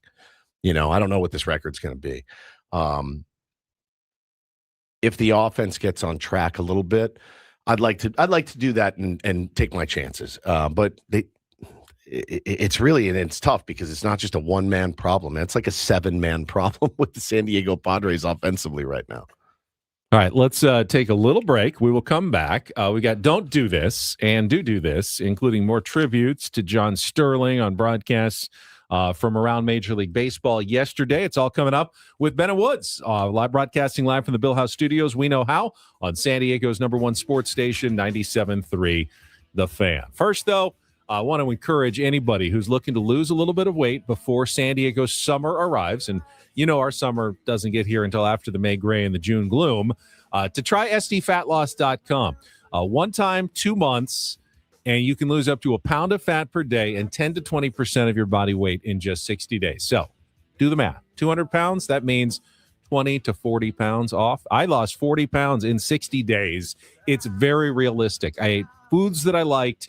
I ate chicken. I ate steak, some fish, vegetables that I liked. I prepared them myself. It wasn't that hard to do, especially with the support I got from my great counselor at sdfatloss.com. They will tell you how the program works. Sign up for a free consultation at the website, sdfatloss.com.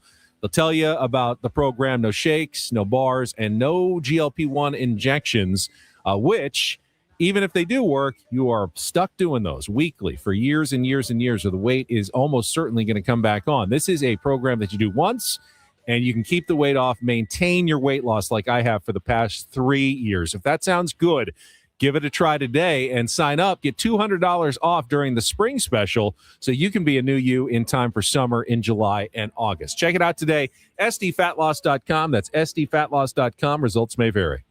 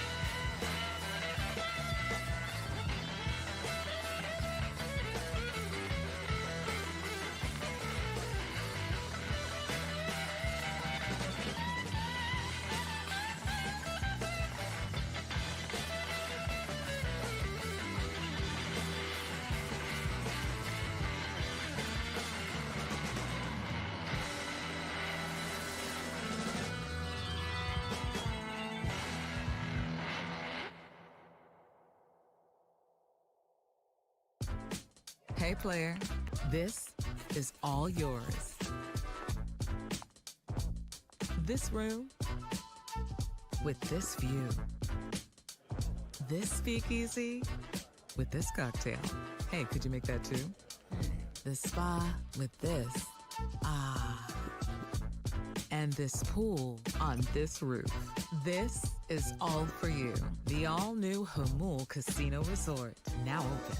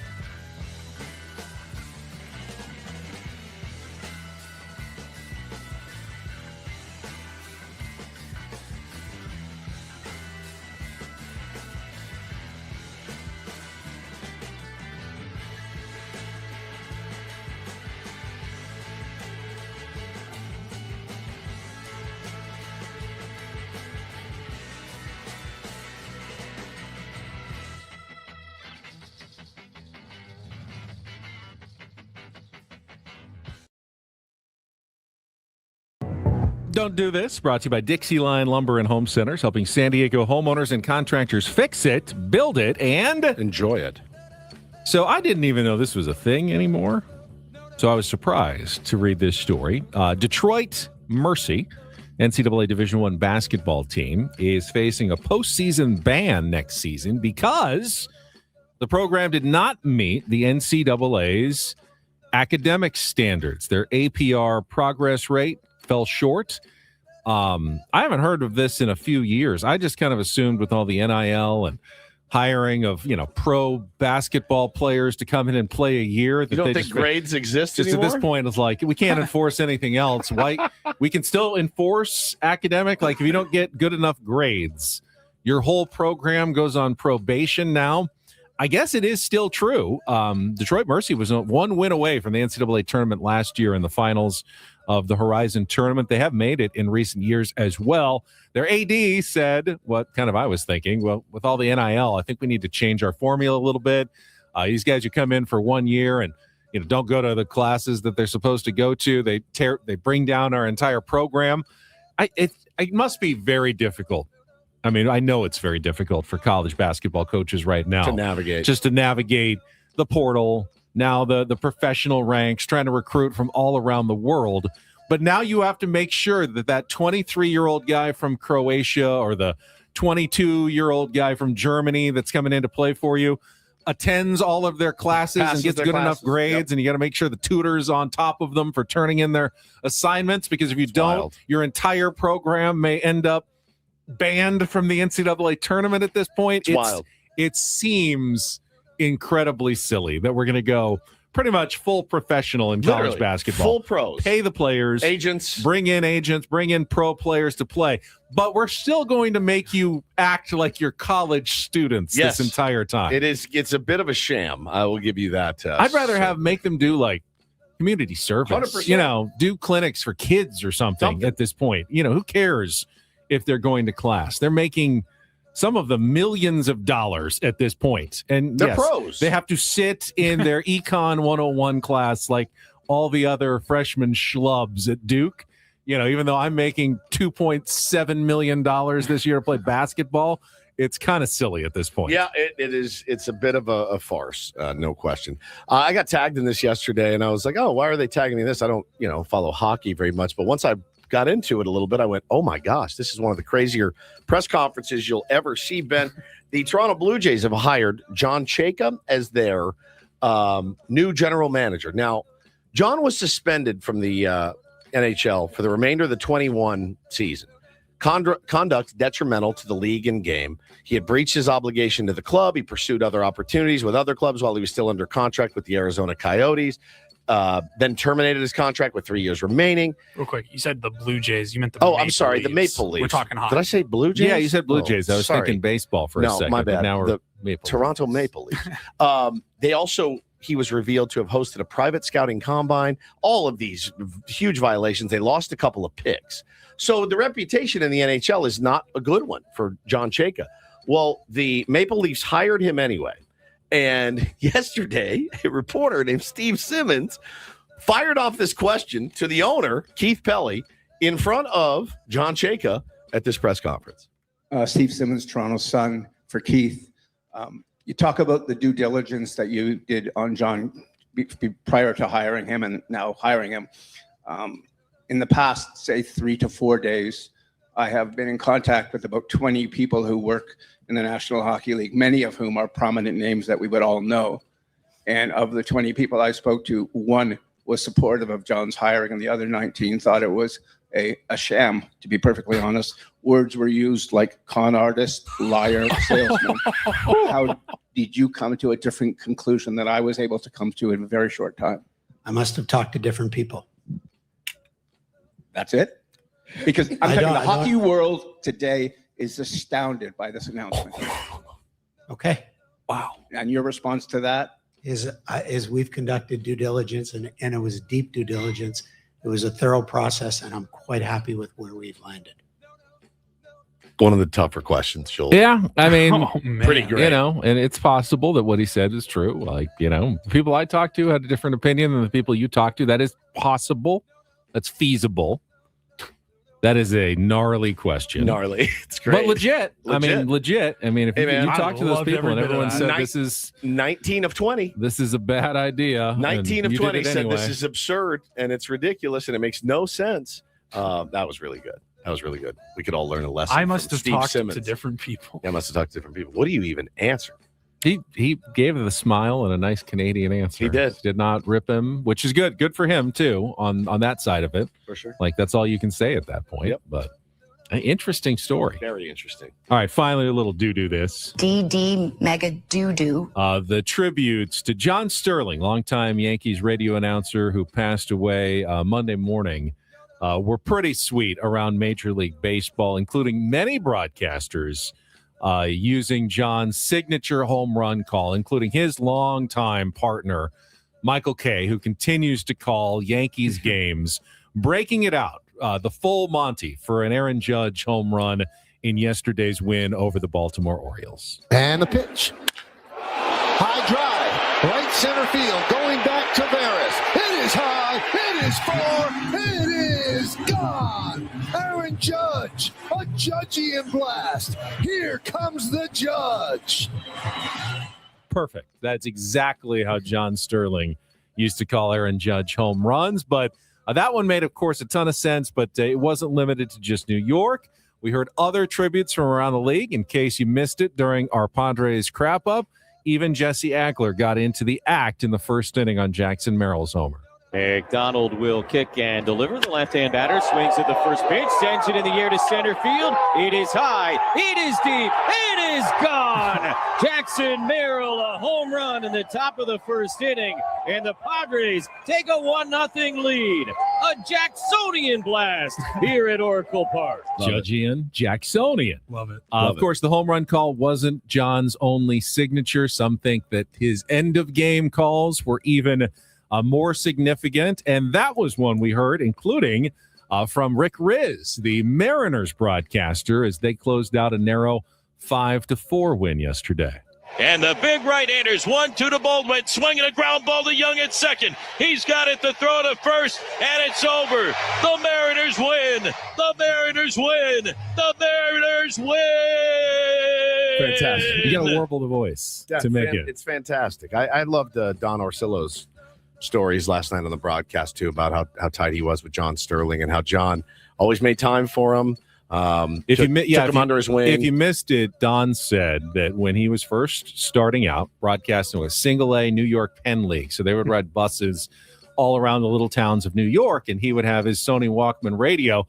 All those towns got, radio broadcasts from the New York Yankees. So he would spend the time on the bus listening to John Sterling and like trying to emulate, like copy his inflections, his tone. And so he was by far the most influential broadcaster on Don's career. Said he stole all of his bits from him. I've got one of those guys in radio. My man Mike Reiner back in Dallas. I've told him, I've stolen all your stuff. Sterling would come up with different signature home runs for every player. Yep. So when the Yankees were great back in the day, 1998, Bernie Williams, his signature home run was Bernie goes boom. Yep. And Don said, our bogey goes boom when Xander Bogaerts hits a home run. That's a direct tribute to John Sterling that he's been doing the last few years. Pretty nuts, man.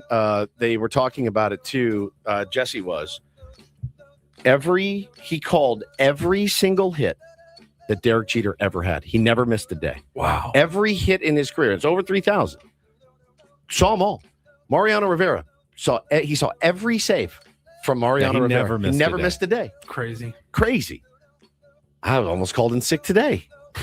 You ever do? I mean, you were a Yankees fan. Did you do John Sterling impressions sometimes? I never wanted to be a play-by-play See, I did. guy. I did it all the time. Who did you emulate when you were a kid? Like, who did you grow up? Like, I've stolen. Was it Jerry or? I mean, I like, listened to Jerry most of the time. He's very difficult to emulate. Right. I mean, he's just such a one of a kind, and he had such a perspective. I mean, I actually listened to a ton of John Sterling because I used to cut all the highlights. I was working the back room at the old 690 and cutting his calls, and I would say more than 100 times I would do, net is high, net is far, net is gone. Net is high. You kind of have to Net get is that. far. Net is Net gone. The Yankees win. The Yankees win.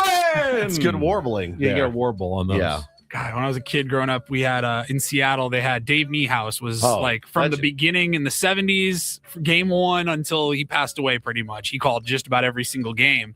And as a kid, you would grow up, he had the grand salami call was his. So get out the rye bread and mustard, grandma. It is grand salami time. And like good, his that voice would ring he had iconic kind of on a Little League squeaky fields. voice sometimes that was hard to emulate. But Get out the rye bread and mustard, grandma. It's grand salami time. Yeah, I studied more of like radio shows and that was the idea. I was like, I want it to sound like this.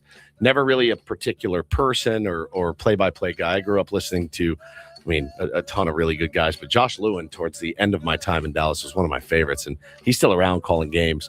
But he was fantastic. But yeah, man, John Sterling was a legend, and I love the tributes coming in yesterday. It was really great. I thought Jesse did a great job. We'll talk to him at 8:35 and tell him so. And that is don't and do this for a Tuesday. That was Don't Do This with Ben and Woods on 97.3 The Fan. Eric says, I sent a horrible message about the Detroit Mercy stories. At least try and make the basketball players get an education. I would say let the basketball players take advantage of getting an education if they want. Encourage them to do so. But to have to make it like a forced thing, if they don't want to do it, who is that serving? Making them sit there and do it. If they're only going to be there for 1 year and you're just paying them to be there, to me, at that point, it doesn't make a lot of sense. It's a bit of a farce. Give them the opportunity, of course. It's a bit of a farce is what it is. Everybody should be encouraged to take the opportunity of learning. I think you'd be dumb not to avail yourself of a learning opportunity. Oh my God, our beloved outfield grass says, anyone remember when the Yankees gave Sterling a medium-sized flat screen for his retirement? last Oh my year, God, 2 years ago. 2 years ago. Yeah. We did it on Don't Do This. Yeah, they went down to Best Buy a couple hours before the game, and we're like, "Hey, we got a Vizio. It was on sale." 36-inch. They're like, Paulie, did anybody get anything for John on his last day? Like, I didn't. I thought you did.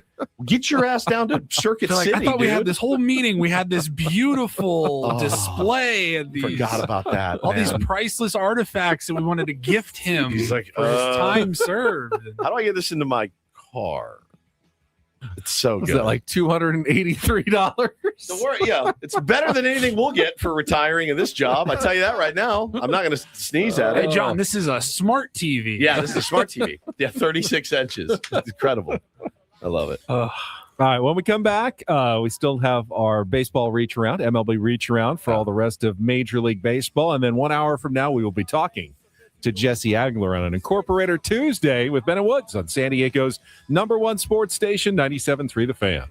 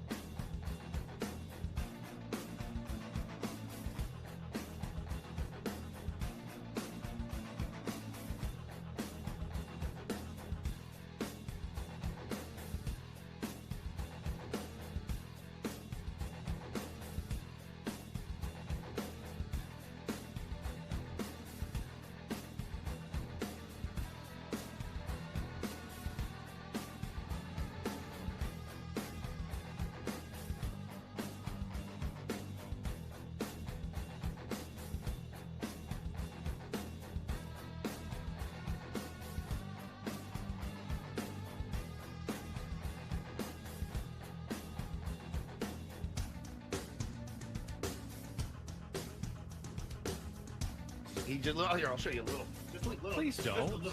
What hurts on you? Nothing at all. A little bit. Not that now. So let's say whatever you're about to touch is the only thing. Let's say It's gonna hurt. Right? All right, yeah. Okay. Pretend your knee hurts. Pretend your knee. It's going to in a second. Right here. Oh, that is not pleasant. Hey, player, this is all yours. This room with this view. This speakeasy with this cocktail. Hey, could you make that too? The spa with this. Ah. And this pool on this roof. This is all for you. The all-new Hamul Casino Resort, now open.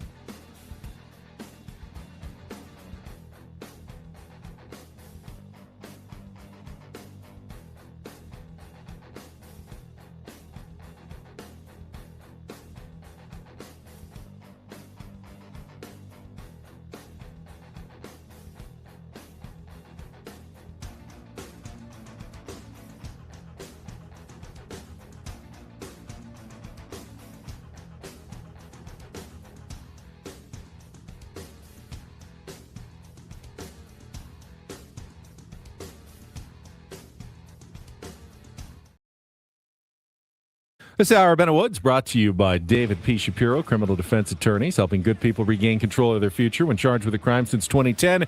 Visit davidpshapirolaw.com. 2 NBA playoff games last night. One very, very good. One not so good. Paulie, you watched a little bit of Timberwolves Spurs. I watched both games. You watched both they games. were more entertaining. So the Knicks absolutely annihilated the Sixers in game one of their series. What, 137 to 90 something? I mean, it was a complete blowout. Knicks have won their last 2 games by 90 points combined. The last game against the Hawks and the first game against the Sixers. Talk about when they were up 60 points or whatever. Yeah, talk about low stress playoff games, winning 2 games by 90. The other game, though, was really good and an upset. Anthony Edwards, who was expected to be out at least a few more games, got himself back onto the court, did not start, but came in as a reserve for the Minnesota Timberwolves. They said when we talked a little bit of hoops yesterday morning, it was like Ant may hope to go in games 3 and 4, but he's not playing games 1 and 2. And then a couple hours later, I was like, strategy? Oh, maybe. Yeah. I mean, I heard he tried a number of different rehab tactics to see if he could get back onto the court, and he did. 18 points off the bench. What was his ailment? It was a bone bruise, I think. Yeah, a little Toradol. Yeah, something like that. But he was able to play effectively. Got a dog. We got the dog in him. And it came down to the wire. San Antonio was up a lot of the game. Then Minnesota took a late lead. San Antonio came back, and with 6 seconds left, down 2, they got the ball back. They had, I think, 2 timeouts remaining, but they didn't take it. They ended up getting a decent 3-point look for Champagny, but he didn't come that close to making it, and they ended up losing 104-102. So upset on their home court in game 1. Paulie was saying earlier, though, and you're absolutely right. Wemby, I was just going to say, freak. He's a freak. If you have the opportunity later this week, tomorrow is their next game, just flip on the Spurs game for 5 minutes. Watch Wemby on the court. It makes me uncomfortable to watch him. He's insane. It makes me uncomfortable because he's so thin. He should not. I mean, there's a lot of concern. I was talking to some buddies who are much more into the NBA than I am. They're like, bro, he's got top 10 all-time material written all over him. Wow. But can he stay healthy? We've never really seen a body like him before in the NBA. To watch him. But, dude, I'm watching the game last night, and he's picking his dribble up 2 steps past half court and somehow getting to the basket. He looks like when I would play 2K back in the day, and you create a player and you make him 7'8" and he's 99 everything. He's the fastest guy on the court. Shoot threes. He can dribble. He can shoot from anywhere on the court. He can block anything, any shot. He completely changes the game where a guy will split the defense and drive towards the basket and see Wemby, and they just stop in their tracks and they fall backwards for a fadeaway, and they just try to lob it over his head. He had 12 block shots last night. 12. He had 7 in the first half. Yeah, 15 rebounds. He did not have a good shooting game. Went 0 for 8 from 3-point range. Otherwise, the Spurs probably win that game easily. That is going to happen. But I think you're missing the most important Wemby stat of all, Paul. And you were right about all of that. He's still just 22 years old. Crazy, man. He's younger than a lot of college basketball players. Like the Aztecs will have 1 or 2 players that are older than Wemby this year, especially in the new face of college basketball. He is years away from his prime. I mean, he's still years away from entering his prime. That's nuts. And he's already one of the 3 or 4 best players in the NBA at this point. The other takeaway, just randomly while we're on it, watching the start of the Knicks game before that, when they did the starting lineups, the Knicks have 3 of their starting 5 players in the playoffs all went to Villanova. It's badass. That's pretty awesome. That's pretty cool. But they're playing against Philly, and Villanova, of course, is in Philly. Oh my gosh. Yeah. Got all the Philly guys going after Philly. Makes for an interesting series if the 76ers don't, lose by 40 in every game. All right, let's check traffic, and then when we come back, we'll do an MLB reach around. Take a look at the rest of the action around baseball last night. Next here on 97.3 The Fan. From the 855 Get Ross Traffic Center. Injured? Demand justice. Demand Jurowitz. 855GetRoss.com. Deadly crash in El Cajon, westbound on the 8 at Main Street, has the right lane blocked. Stop and go conditions from past Greenfield Drive. It's also backed up southbound on the 67. They're doing the reach around. They're doing the reach around. Everybody's doing the reach around. Puts me in a good mood every day when I hear the theme song to the It's peppy. MLB Reacharound. It's peppy. For the first time in almost a week, the Padres and Dodgers did not have the same results. Yes. On a night. Unfortunately, it was because the Padres lost and the Dodgers won 8-3 over the Houston Astros. Former Astro long ago, Kyle Tucker hit his 4th home run of the season for the Dodgers in the win. Yoshinobu Yamamoto gave up 3 runs, but plenty of offense to support him in the victory. I mean, the Astros stink. That's what good teams do. They go out and beat up on teams. Correct. That's what that the Dodgers stink. do. Yes, they beat up on teams like the Astros who are struggling. Correct. They see it and they go, oh, this is one we've got to win. The Mets doubled up the Rockies 4-2. The Rockies have lost 5 straight, but that's not really the worst news for Colorado. Worst news is that Denver is forecast to get about 8 inches of snow the next 2 days in May. Wondering if they'll be able to play any more games in this series. I mean, May, blizzard in Colorado incoming. That's not fun.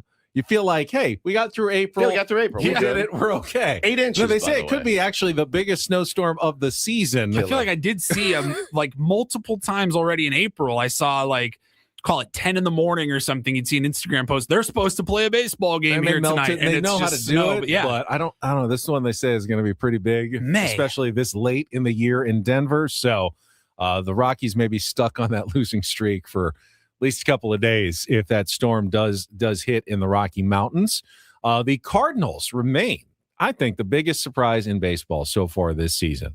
They have won 7 of 8. They doubled up the Milwaukee Brewers 6-3, even though the Brewers did get Jackson Chourio back, hit a home run in that game. Padres, of course, will see the St. Louis Cardinals coming to Petco Park for 4 games from Thursday through Sunday. The Cincinnati Reds had a 4-3 lead over the Cubs going into the 9th inning, but the Cubs tied it on a sacrifice fly and then won it on a Michael Conforto walk-off home run. The Cubs are just as hot as anybody. They've won 6 in a row and 16 of their last 19 games. So that one win the Padres got against the Cubs, one of only 3 losses they've had in the last 3 weeks. Did you guys see the little after the game, after the walk-off, PCA and Matt Shaw kind of going at it in the dugout? After the walk-off. After the walk-off. Like they won in there. PCA was coming around. He didn't think Matt Shaw was vociferous enough in his get down when he's on deck. So PCA doesn't slide and just cruises in. But then PCA is lighting him up in the dugout after, which again, like that's probably good. That's good communication, right? Like, hey, bro, you got to be dialed in here. We're trying to win these games. You got to tell me to get down and be a little bit more front and center there. So it was interesting. Those 2 guys screaming at each other in the dugout. The Philadelphia Phillies have been playing better baseball under Don Mattingly. They won again yesterday, not offensively, but 1-0 over the Miami Marlins. Aaron Nola outdoing Jansen Junk. Again, actually Jansen pitched Junk pretty well for the Marlins of late. Phillies, they'll get the win 1-0. There was a DFA by the Miami Marlins this morning. Old friend alert. The sheriff. Looking for a new precinct. Don't even think about it. There will be no waiver claim on Chris Paddock by the San Diego Padres. I promise you that. Yeah, I agree. Not happening. No reunion. The Mariners, you heard the winning call by Rick Riz. They beat the hardest team to beat in baseball this season, the Atlanta Braves, 5-4. Did it with a 5-run 6th inning, a 3-run homer by Luke Raley, and a 2-run homer by J.P. Crawford. That is just the 4th time Atlanta has lost in more than 3 weeks. Oh, what's that like? Best start in baseball this season, but they did lose yesterday. The Yankees completed their mop of the Baltimore Orioles. They call it a wraparound 4-game series. Friday, Saturday, Sunday, Monday. Oh. It's a wraparound in the Reacharound. I love that. As the Yankees beat the Orioles 12-1. Aaron Judge hit his 14th homer of the season, 2-run shot. 14. Speaking of 14 home runs, Munetaka Murakami hit his 14th of the year. That was all the White Sox would need. They'd get more, though, in a 6-0 win over the Angels, who continue to struggle.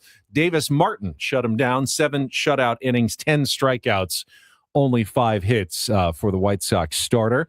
The Tampa Bay Rays have won 10 of 11. There are a lot of hot teams seemingly in baseball right now. I guess that means there has to be some cold teams. Padres are one of those. Yep. Rays have won 10 of 11. Wow. They beat the Blue Jays 5-1.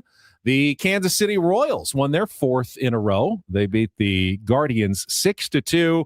And the Boston Red Sox got a 3-run home run from Jarren Duran in a 5-run 7th inning. That was good enough for a 5-4 win over the Tigers. Did you guys see that game? I did not. We flipped it on at home, and I looked at Hannah. I go, oh, this has to be a replay from 2020 because there was no one there. And I mean no one. Apparently, it was dumping rain so badly. The wind was so bad, Ben. Duran stuck his bat out. Didn't see where it was going. I didn't see that highlight. He had no idea. Then a couple plays later, somebody hits one to left. The guy backs up on it, looks at it, and is like, nope. And it died 10 feet in front of him. It was apparently the weather yesterday was excruciating. They did pan the crowd. There were 12 people in the lower concourse. I guess it was dumping rain and freezing cold and windy.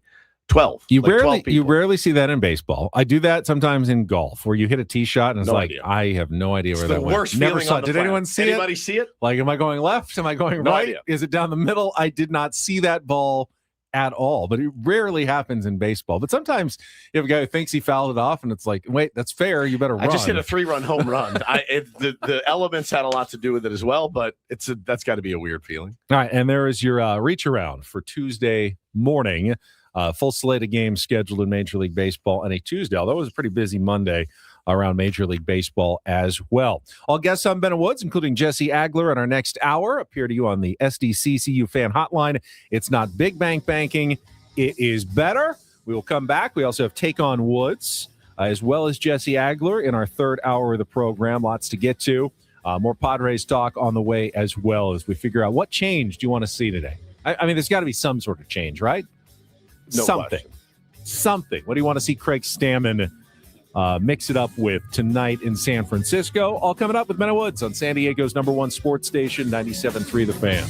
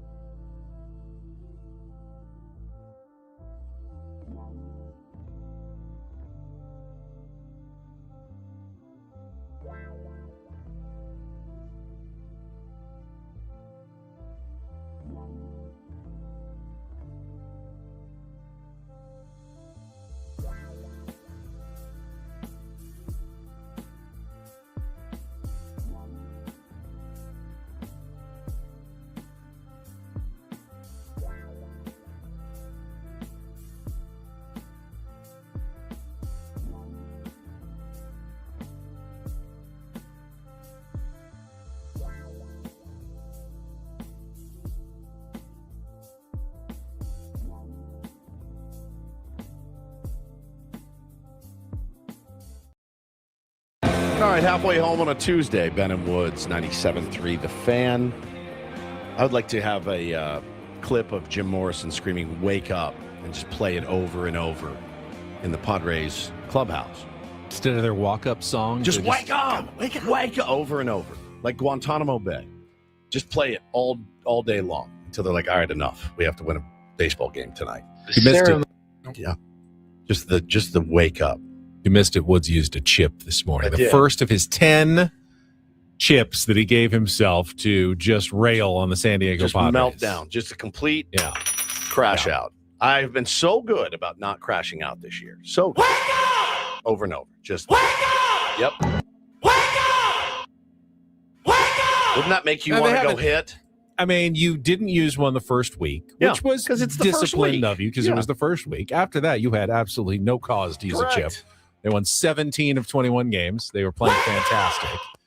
And then, they started getting cold again. It And you skids. waited and you waited. And I think you actually pretty appropriate Judicious. time to use the first chip. You're more than a tenth of the way into the season. So Yep. you're not like you've outpaced yourself. You've got plenty left. If Yep. things get dire at some point, you've got more chips to play. Boy, what you hate to do is use them on back-to-back-to-back days or You're something. right. You know what I mean? You go out and get swept. They're like you ABS score. challenges. Yeah. You got to be judicious in your use of Gotta the be chips. smart. Use a chip today.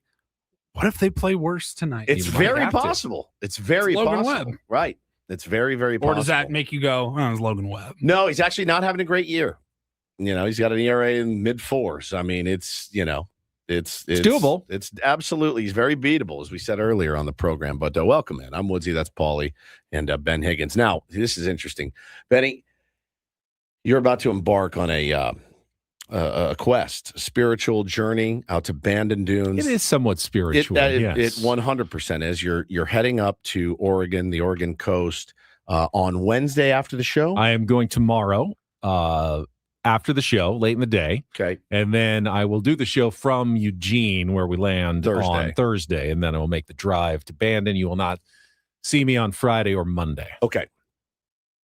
Are you being super cautious? Because this is what happens to me when So like walking down the stairs and like as carefully as I've ever walked down the stairs this morning. Driving with I both went about hands. 52 in the rain this morning I'm on the with way to you. work. Like, do not want to do anything to jeopardize the trip. Last year, when I was going on my 50th birthday spiritual quest to Manchester, England, I remember texting my trainer and going, "I'm out this week." And he's like, "Why?" I go, I don't want to drop a dumbbell on my foot. I don't want a barbell to crush my chest and cave it in. I don't want somebody in PB to run me off the road.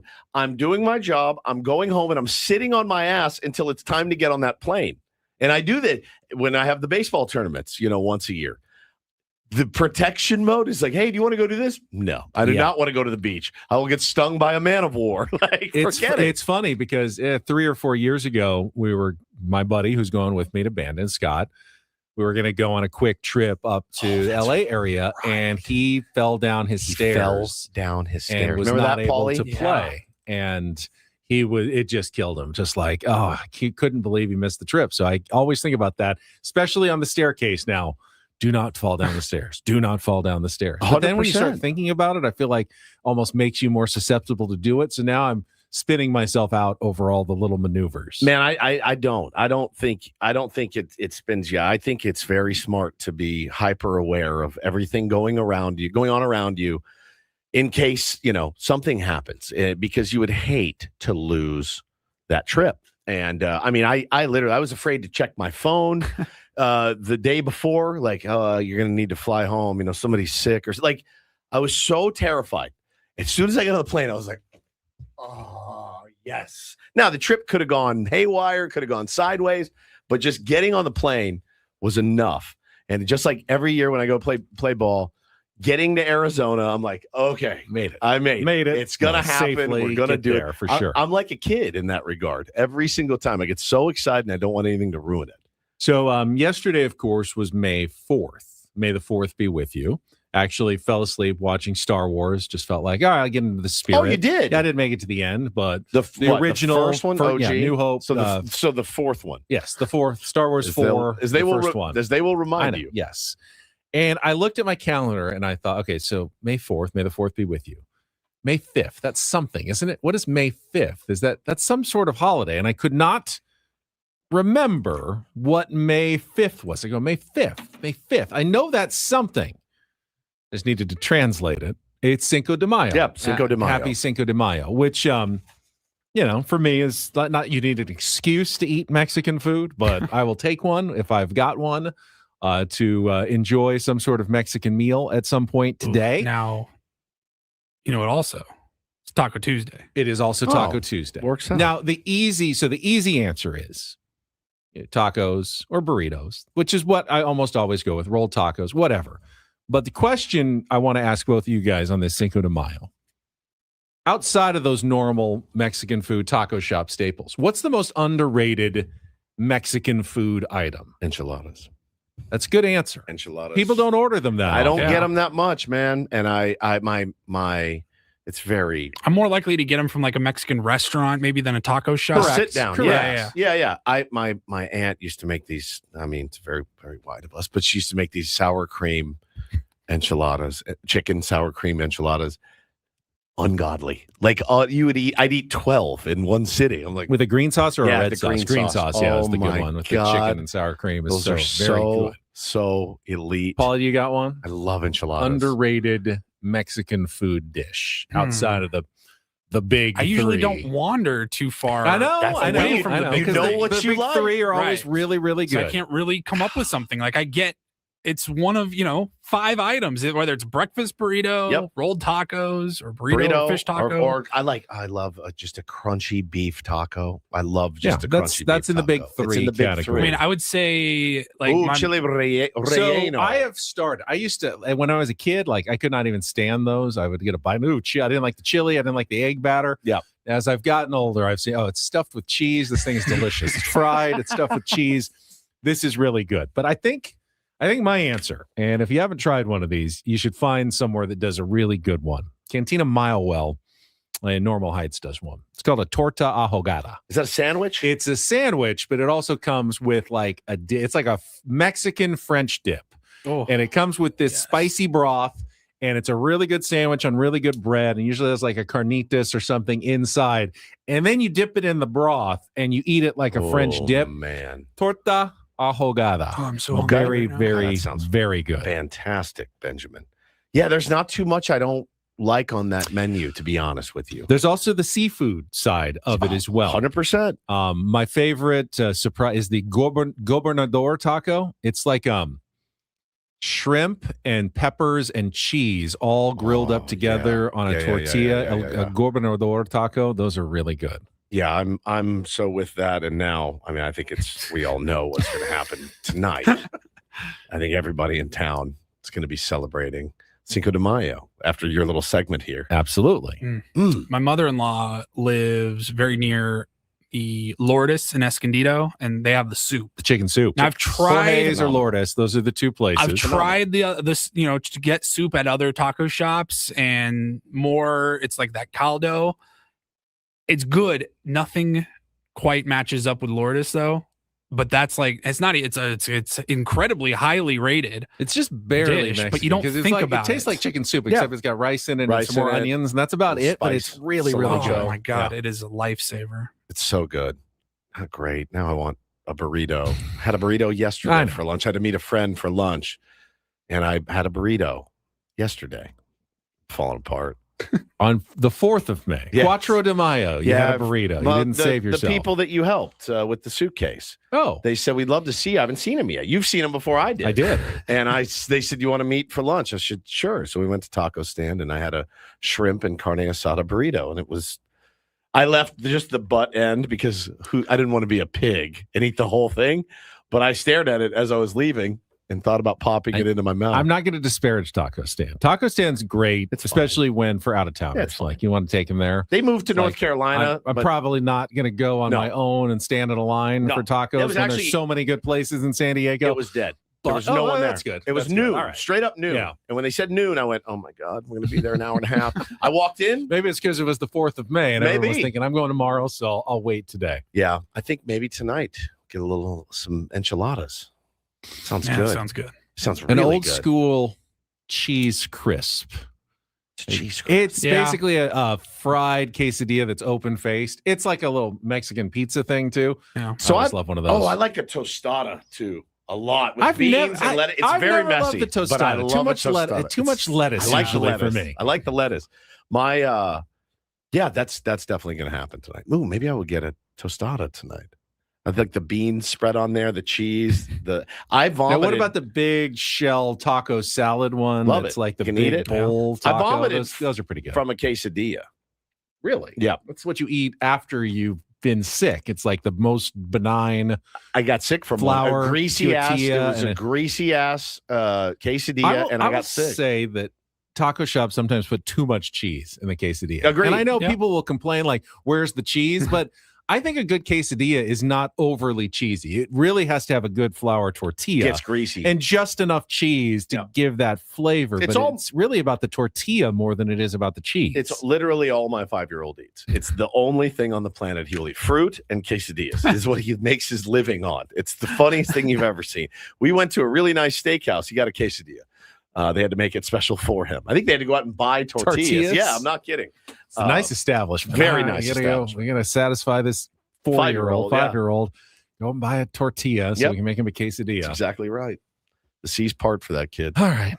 Well, now I'm starving. Now so we're all thanks hungry. for that. All right. Should we open up the phone lines and ask everybody where they like to go? No. Oh, flautas. Oh, yes. Flautas I love. You don't like those? I feel like I'd rather have a rolled taco, like a regular with the corn tortilla. I'll as mix opposed it to the up. flour. I like the Too much flour. tortilla flour in my tortillas. flauta. I do too. So good. So just all right. As long as we're on this topic, tortilla rankings: Flour, corn. fresh, homemade, delicious corn. 1. No. Every other flour tortilla, right in the middle. Bad store-bought corn tortilla, bottom of Bottom, the pack. yeah. It's incredible how good and how bad a corn tortilla can be. And every flour tortilla, yeah, there's some Pretty that are a good. little bit better, but they're all pretty good. Pretty good right in the middle. Because of that consistency, though, that's why I like flour. Sometimes you're risking it with a corn tortilla. Right. But if you go to a Tacos El Gordo and they make the fresh one right there, and It's like you really buy good it, there. It's really, really good. Man. Really good. All right, let's go. Take a little break. We're going to go get some Mexican You food. got to play We'll be Take back. on Woods. Oh, I do. Okay. And maybe Paulie can, we actually need everybody for Take on Woods. If you want to be our contestant next segment and try to qualify for our new grand prize, $500 gift card to the Westgate Las Vegas, call us now, 833-288-0973, 833-288-0973. It is music, TV, or movie trivia, your choice. Coming up next with Ben and Woods on San Diego's #1 sports station, 97.3 The Fan. Gambling problem? Call 1-800-GAMBLER. GEGE 000-466. For a full list of games and rules, play at 7 Mile Casino. Visit 7milecasino.com. Or on the subject of food, if you're looking for a great place to eat, Sammy's at 7 Miles got you covered. Not only the great pizzas and pastas and salads, but the 24/7 players menu at Sammy's inside 7 Mile Casino has the Kung Pao chicken, the Asian pork chop with the slaw that Woods loves. Delicious. And, of course, you can always get that messy sundae, which is one of the best desserts you're going to find anywhere. Yeah, you can do all that, and certainly you can go in and sit down and play some California-style blackjack, some Texas Hold'em, some Pai Gow, and some Baccarat. And the best part is it's just 7 minutes from downtown, so very close. It's also a smoke-free environment, which I think is important. It is a very simple place to find and get to, and once you park, you're there. It doesn't take forever. You don't have to spend 4 to 5 hours there to feel like you got your money's worth. Yeah, because it's smoke-free and it's light and it's windows. You wouldn't think they'd need a great patio. They have one of the best patios around. They do. It's big. It overlooks San Diego Bay, so you can enjoy lunch out there or have a cocktail at the bar. There's TVs everywhere. They just want you to be comfortable. Come back again and again. If you're a card player, make it your spot. We've made it ours. So easy to get to. Right off the 5 freeway in Chula Vista. It's 7 Mile Casino, just 7 minutes from downtown.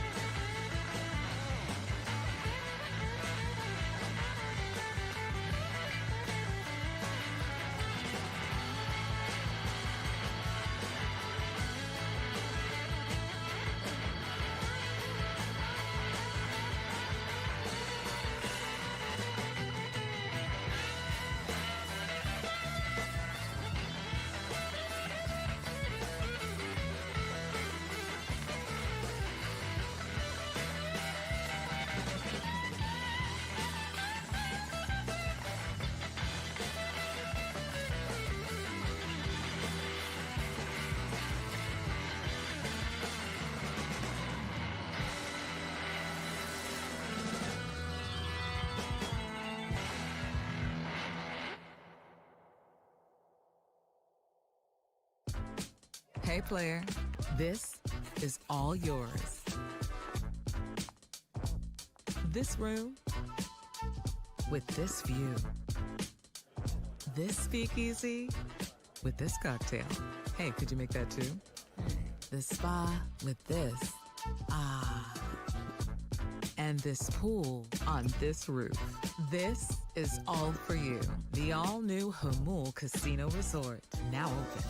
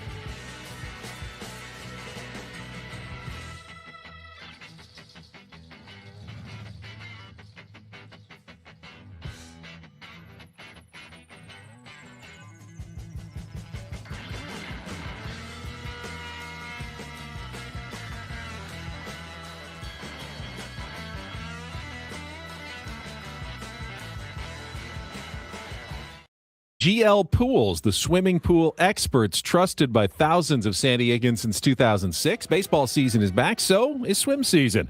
Make sure your pool is ready. Call now. Mention radio for a free month of pool service. Got the Incorporator with Jesse Agler coming up at the bottom of the hour. Stay tuned for that. First, though, let's get to today's game. It is time to play Take on Woods.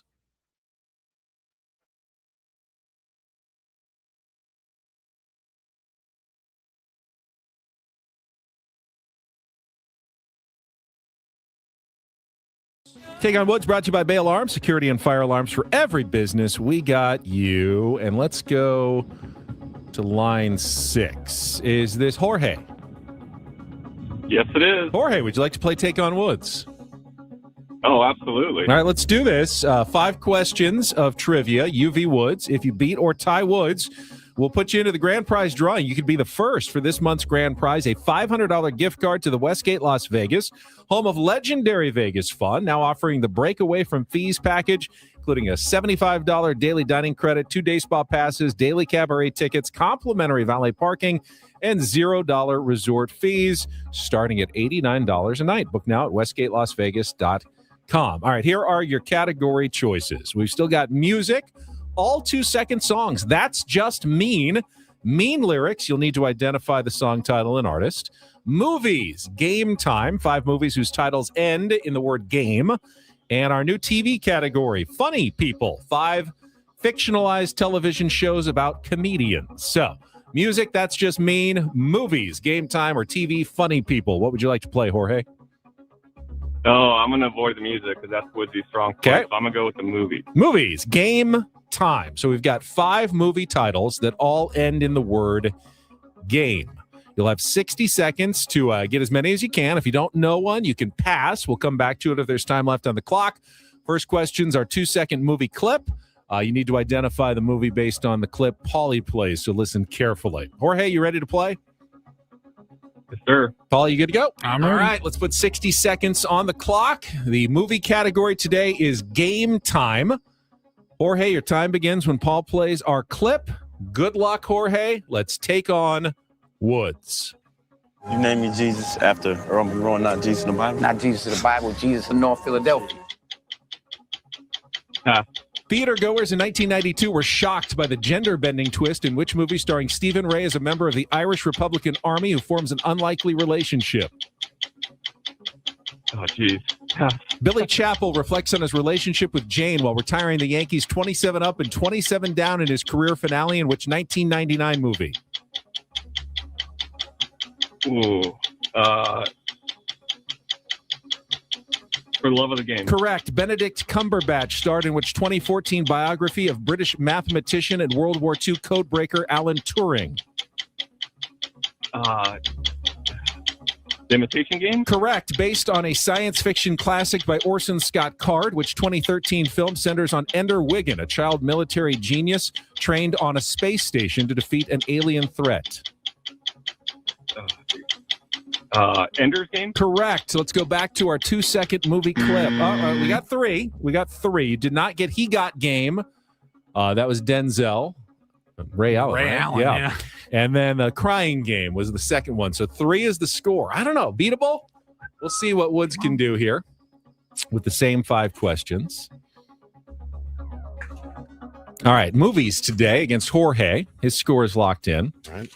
60 seconds on the clock. Your time begins when Paul plays the movie clip. Good luck, Woods. Let's take on Jorge. You name me Jesus after Earl Monroe, not Jesus in the Bible? Not Jesus in the Bible, Jesus in North Philadelphia. That's Denzel. What?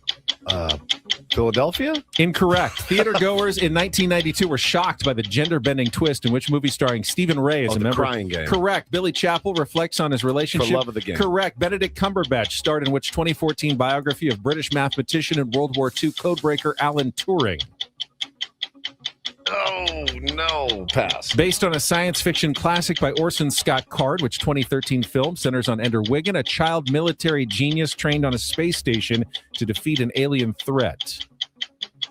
The Taint Game. Incorrect. Benedict Cumberbatch starred in which 2014 biography of British mathematician and World War II codebreaker Alan Turing? Oh, it's on the tip of my tongue. Oh, I'm vomiting all over myself. Not literally again, hopefully. No. Quickly. I can't remember. Kind of need it. I can't remember. I'm out. Oh, and Jorge with a 3-2 win in game time. What was the first one with Denzel? So if it ends in He Got game. Game. What is it? He Got Game with Ray Allen. Well, if you don't Denzel get it, you got Washington. to figure out the category. Yeah, later. Imitation Game was the one you did get. And Imitation Ender's Game. What was it? Ender's Game. Ender's. I never even heard. One of my favorite books growing up of all time. And a Ender's pretty Game. good movie, too, actually. I never even heard of it. Never heard of Ender's I Game? don't. Not that Yeah. I can recall. You're not a science fiction guy, though, so I'm not surprised. Yeah. There's aliens, there's space stations, there's battles. Damn it. It's not for Woods. I figured that would be the toughest one. Jorge, congratulations. Stay on the line. Paulie will put you into the drawing for the $500 gift card to the Westgate, Las Vegas. Did you ever see He Got Game? Oh yeah. Yeah, love it. Love it. Spike Lee. Yep. I saw that many years ago. Is that the one? It's Ray Allen. Ray Allen. Yeah, Yeah, it it was was the high school fantastic. phenom. Yeah, And maybe the best performance ever by a guy who's not an actor, was an Right? actual Yeah. athlete, He's a right? real In a athlete. movie? He was it's so a good. terrific. Yeah. It's a bit of got some racy parts to it. Oh, yeah. You know, I wouldn't maybe Yeah, I liked sit the it. boys down for I it. liked those parts, But- as I recall. Yeah. Jesus Shuttlesworth. That's Yeah. right. Yeah. That's right. That's That was why I the clip. included that in the clip. So Excellent. you get his He name said in there. You Missed didn't it name me entirely. after. You name me Jesus after Earl Monroe, not Jesus in the Bible? Not Jesus in the Bible, Jesus in North Philadelphia. Earl the Pearl Monroe, Jesus of North Philadelphia. That was a tough one. That was tough. I wonder if the game would have helped me. I think it might have. Might have a little Yeah. bit.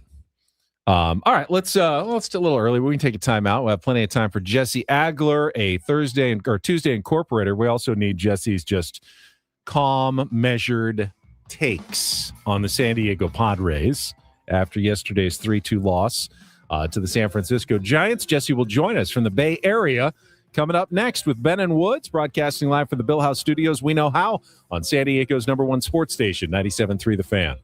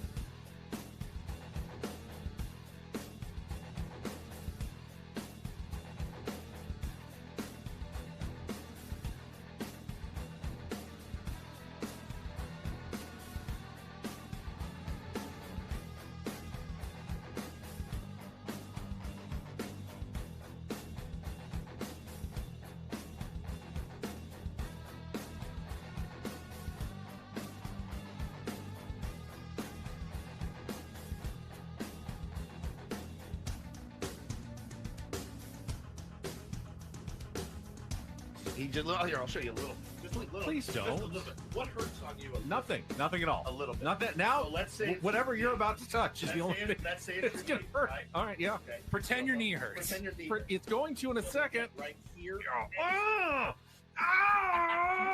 That is not pleasant. Hey, player, this is all yours. This room with this view. This speakeasy with this cocktail. Hey, could you make that too? This spa with this. And this pool on this roof. This is all for you. The all-new Hamul Casino Resort, now open.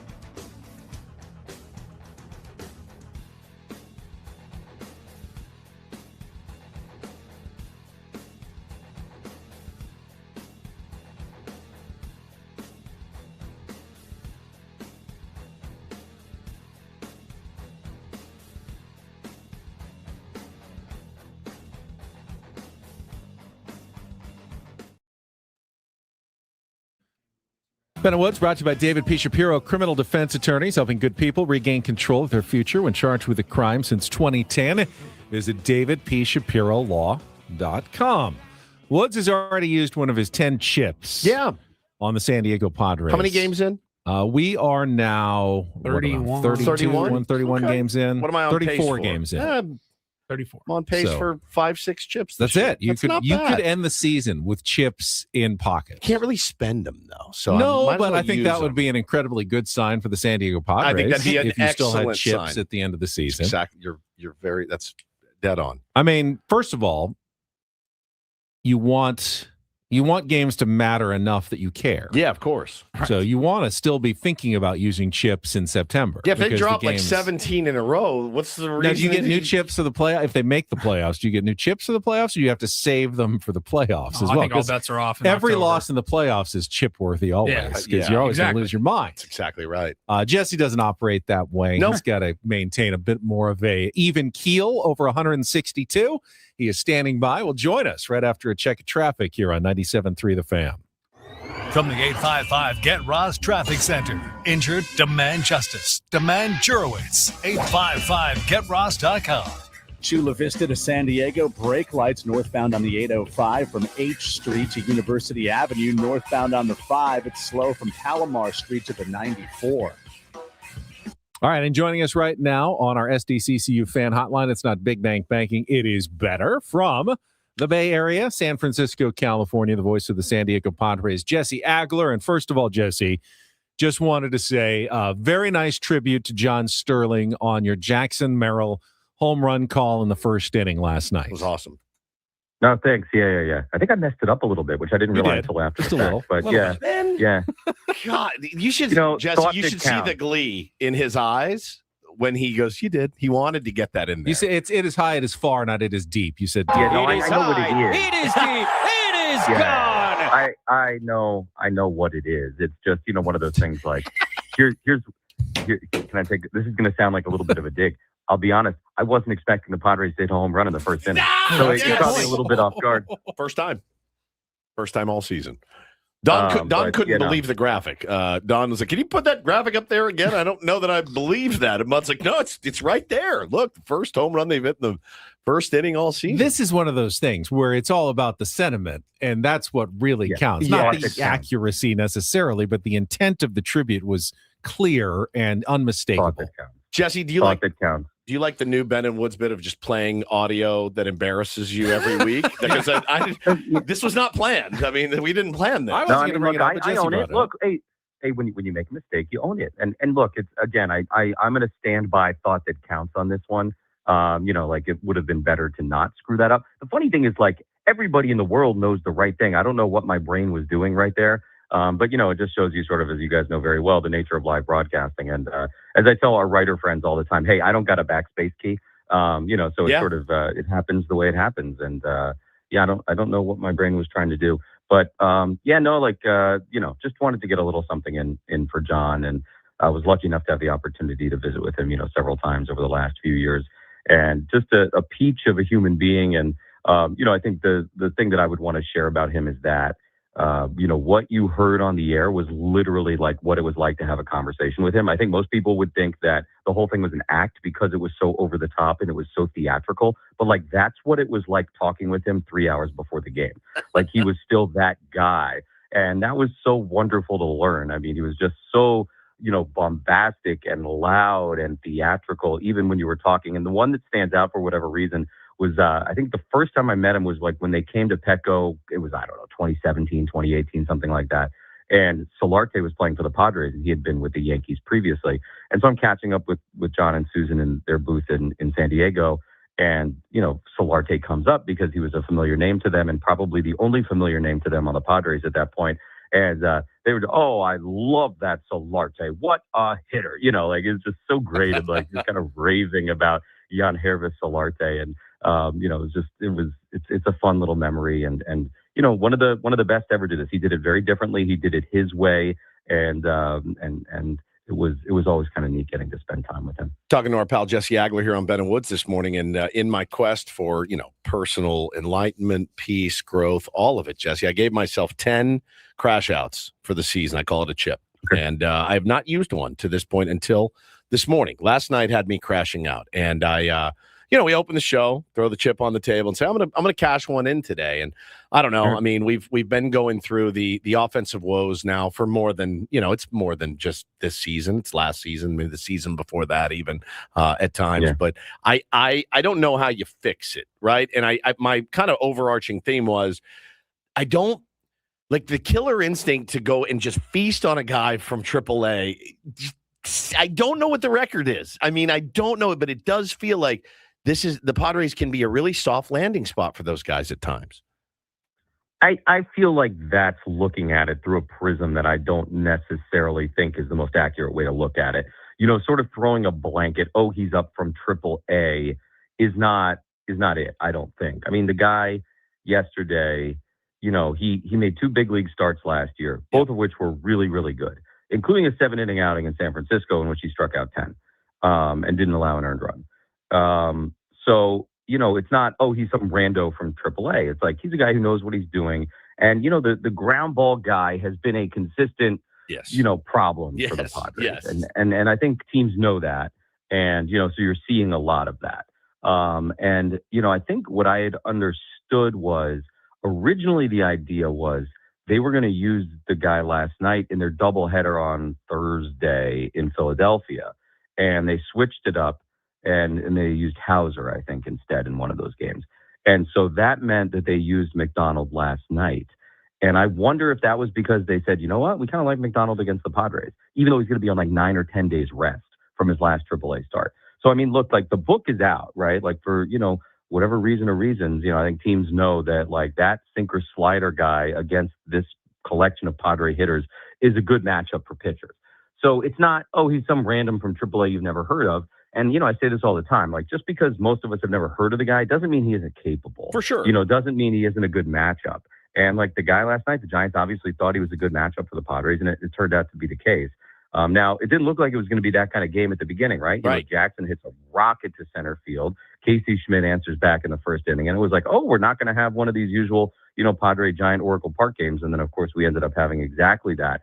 But, he pitched well. He did. And then, I think, I have the privilege of sitting next to Tony every night, who is just so locked in on these things. And, he was really, really good in, let's call it the first 4 innings. And then come the 5th or the 6th, all of a sudden those sinkers weren't so sinky. Yes. They were up a little bit more. And at that point, I think the Padre offense, they weren't able to take advantage of the mistakes there. And I don't know if that's because they were frustrated from what happened in the first few innings or, because you just sort of, you're down at that point and, maybe you start to press a little bit, but there were definitely moments to be had.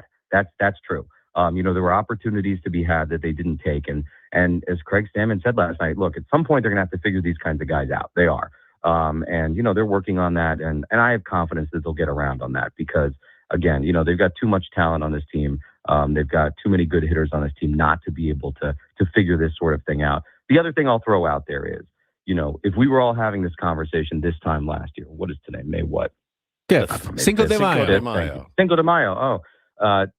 We wouldn't have been thinking about like Ramon Laureano, right? Like Ramon Laureano is not on our radar. We know how AJ gonna AJ, and by the end of this year, by the back half of this year, there's probably gonna be a couple different pieces.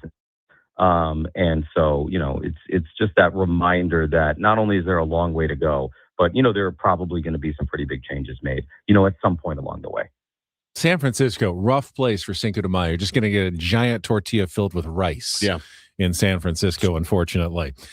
Jesse, who was that playing second base for the Giants last night? Robbie Alomar, He swung like Luis Arraez for sure. Did not play defense like Luis Arraez. My goodness gracious, that guy was on fire out there. Was there anybody happier on the west coast of the United States at about 9:30 last night than Luis Arraez? No. I mean, 2 doubles, 2 runs scored, made a nice base running play that ended up being kind of the difference in the game in a way, and then obviously made, as you said, like 6 Hall of Fame worthy type defensive plays. I mean, look, he said it nonstop the last couple of years. He said, I'm a second baseman. I can be a very good second baseman. Let me be a second baseman. The defensive metrics have loved him this year. There was a really good fan graph story a couple of days ago about Luis being a really good defensive second baseman so far this year. Look, part of it is he's getting the opportunity. Part of it is he's getting the opportunity to work with Ron Washington every day, who, I think most of us would say is as good of a defensive coach, an infield coach as there's been in the last, 40, 50 years in Major League Baseball. You can throw Perry Hill in there, who's with Seattle now if you want. And then he's working his tail off. And it was really impressive. I'd read the story a couple of days ago about how he's working and he's doing this and he's doing that and the positioning and all this, but to see him go out there and make those plays, it was like, oh man. I mean, that was legit and good for Luis to go out there and prove that he could do it. We'll see how it goes over the long season, obviously, but that had to feel very, very good for him. And I mean, if he doesn't make one of those plays, it could be a completely different game yesterday. No question. That's, the kind of game that it was. It was pretty remarkable. Watching Ron Washington videos on Instagram, it's like ASMR to me. I do it all the time. I think he's the most brilliant. He's so cool. So I kind of first caught on to his thing. I don't know how many people get the opportunity to be at games super early, but now pretty much every team has a coach or a pair of coaches who works with an infielder. They kind of get down on their knees and they just kind of hit like fungos at them from 2 feet away, right? And the infielder has this little flat glove sort of thing. And everybody does a little bit differently. And every team does now. You see Machado do it, you see Cronenworth do it. Everybody does it, right? But 5-7 years ago, Ron Washington, when he was with the Braves, they were the only ones doing it. And, you know, he was always out there super early, and I noticed it. So one year, I don't know, 4 or 5 years ago, whatever, I went down and I introduced myself to Ron Washington because I just thought it was really cool that, you know, I saw him doing this, and obviously, like, their guys were really good. Their infielders. You could just see the difference that this work was making. And I never met him before, and I just, you know, I wanted to say hi and tell him, you know, I saw what he was doing, and I could tell the difference it was making and how cool I thought that was, because they were putting in more work than any other team. They were, like, and you could see the results of it. And, you know, he was so cool about it. And all he wanted to say was, hey, man, I'm just trying to pass it on to the next generation. Oh, I love it. He's like, that's all he cared about. You know, he didn't want to take any credit. He didn't want to beat his chest about it. He goes, I just want to help the next guy. And it was just like the most pure coach, capital C kind of energy you could possibly have. And it's cool because, like, everybody caught on eventually. And now, like, every single team is sort of doing the Ron Washington team thing. And it's neat too, because, like, every team now, I think, has sort of, like, rediscovered that, you know, hey, maybe working on defensive drills and defensive fundamentals before the game can actually help you win games.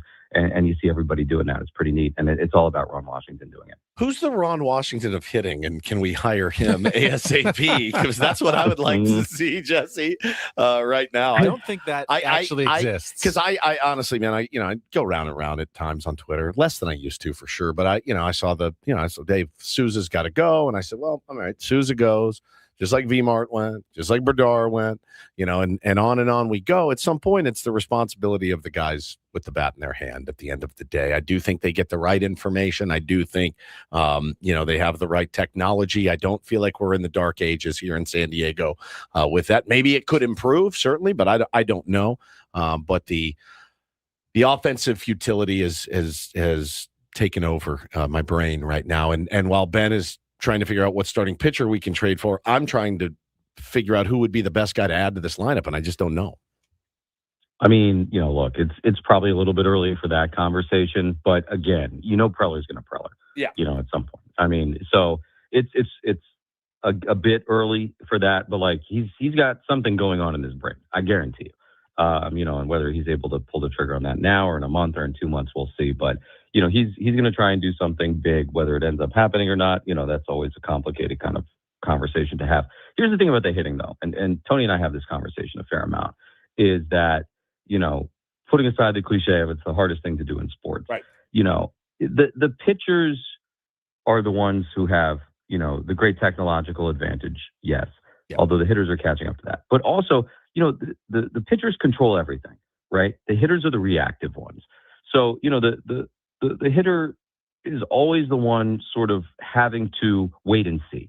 You know, the pitcher is the one who's choosing what to throw, when to throw, where to throw. Not that they're perfect all the time, but the hitter doesn't know, right? So the hitter is always, you know, playing something of a guessing game, a reaction game. And it's just so much of a harder thing to do.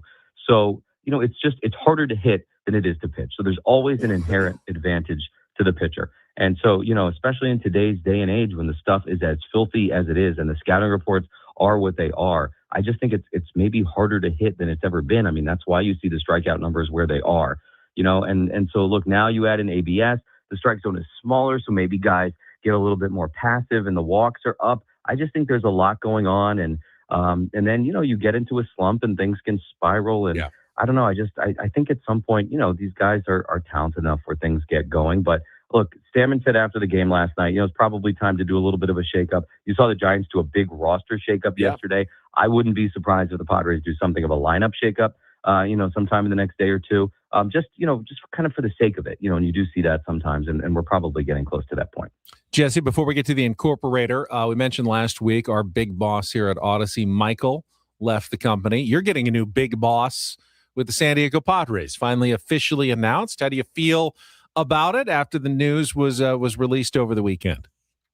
You know, it's obviously, you know, kind of a huge piece of news. This will, you know, really be the first time I've gone through something like this. And, you know, I've not had the opportunity to speak to Ms. Jones or Mr. Feliciano or meet them or anything like that. But, you know, like everything I have heard and read is exceptionally positive and exciting. And you know, the Seidler family, the Fowler family have done so much good for this franchise and so much good for this community. So I think, you know, as John Seidler said the other day, this is a very bittersweet thing, you know, for his family, but I think for all of us, right? You know, but it does seem to me from everything I'm hearing that the baton is being passed in like the ultimately responsible way.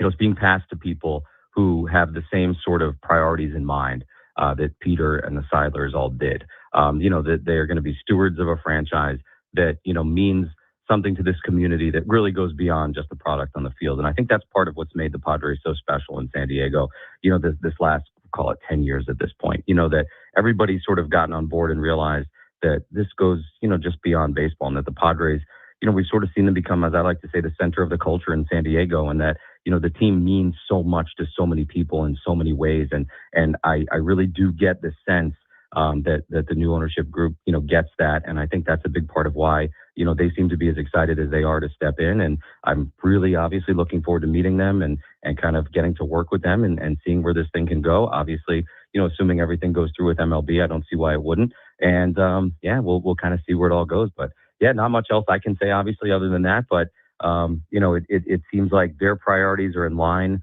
with, where the priorities are. And that's great, because I think the priorities are in a wonderful place. Jesse, you ready for me to drop an F word on you? The F-bomb. Yes. Week 6, we're at the letter F. Here is your word, Jesse. Fistuliform. Whoa. Fistuliform. Fistuliform. It means shaped like a pipe or a hollow tube. Fistuliform. Shaped like a pipe. Well, yeah. It's got a big, hollow opening in the middle. Fistuliform. It's a noun? It is an adjective. Yes. Fistuliform. Fistuliform. Okay. It's describing the form of the, okay. Good luck. All right.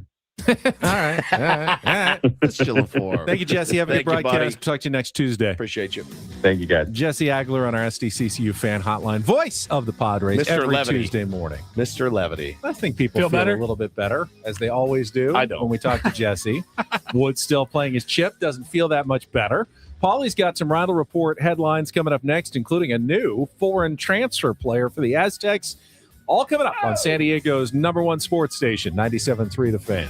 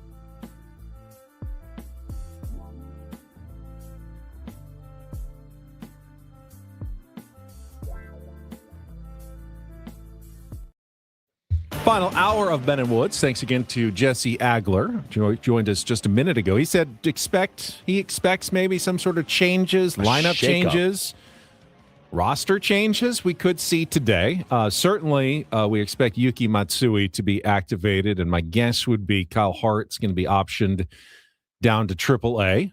Nothing official from the Padres at this point. The mystery one is some internet rumors that Seung-Moon Song could get activated for the first time. Got a text from somebody that said, yeah, he's not great in El Paso. So I think tempering enthusiasm is something that we should all do as it pertains to Seung-Moon Song, or honestly, really anybody else that they call up.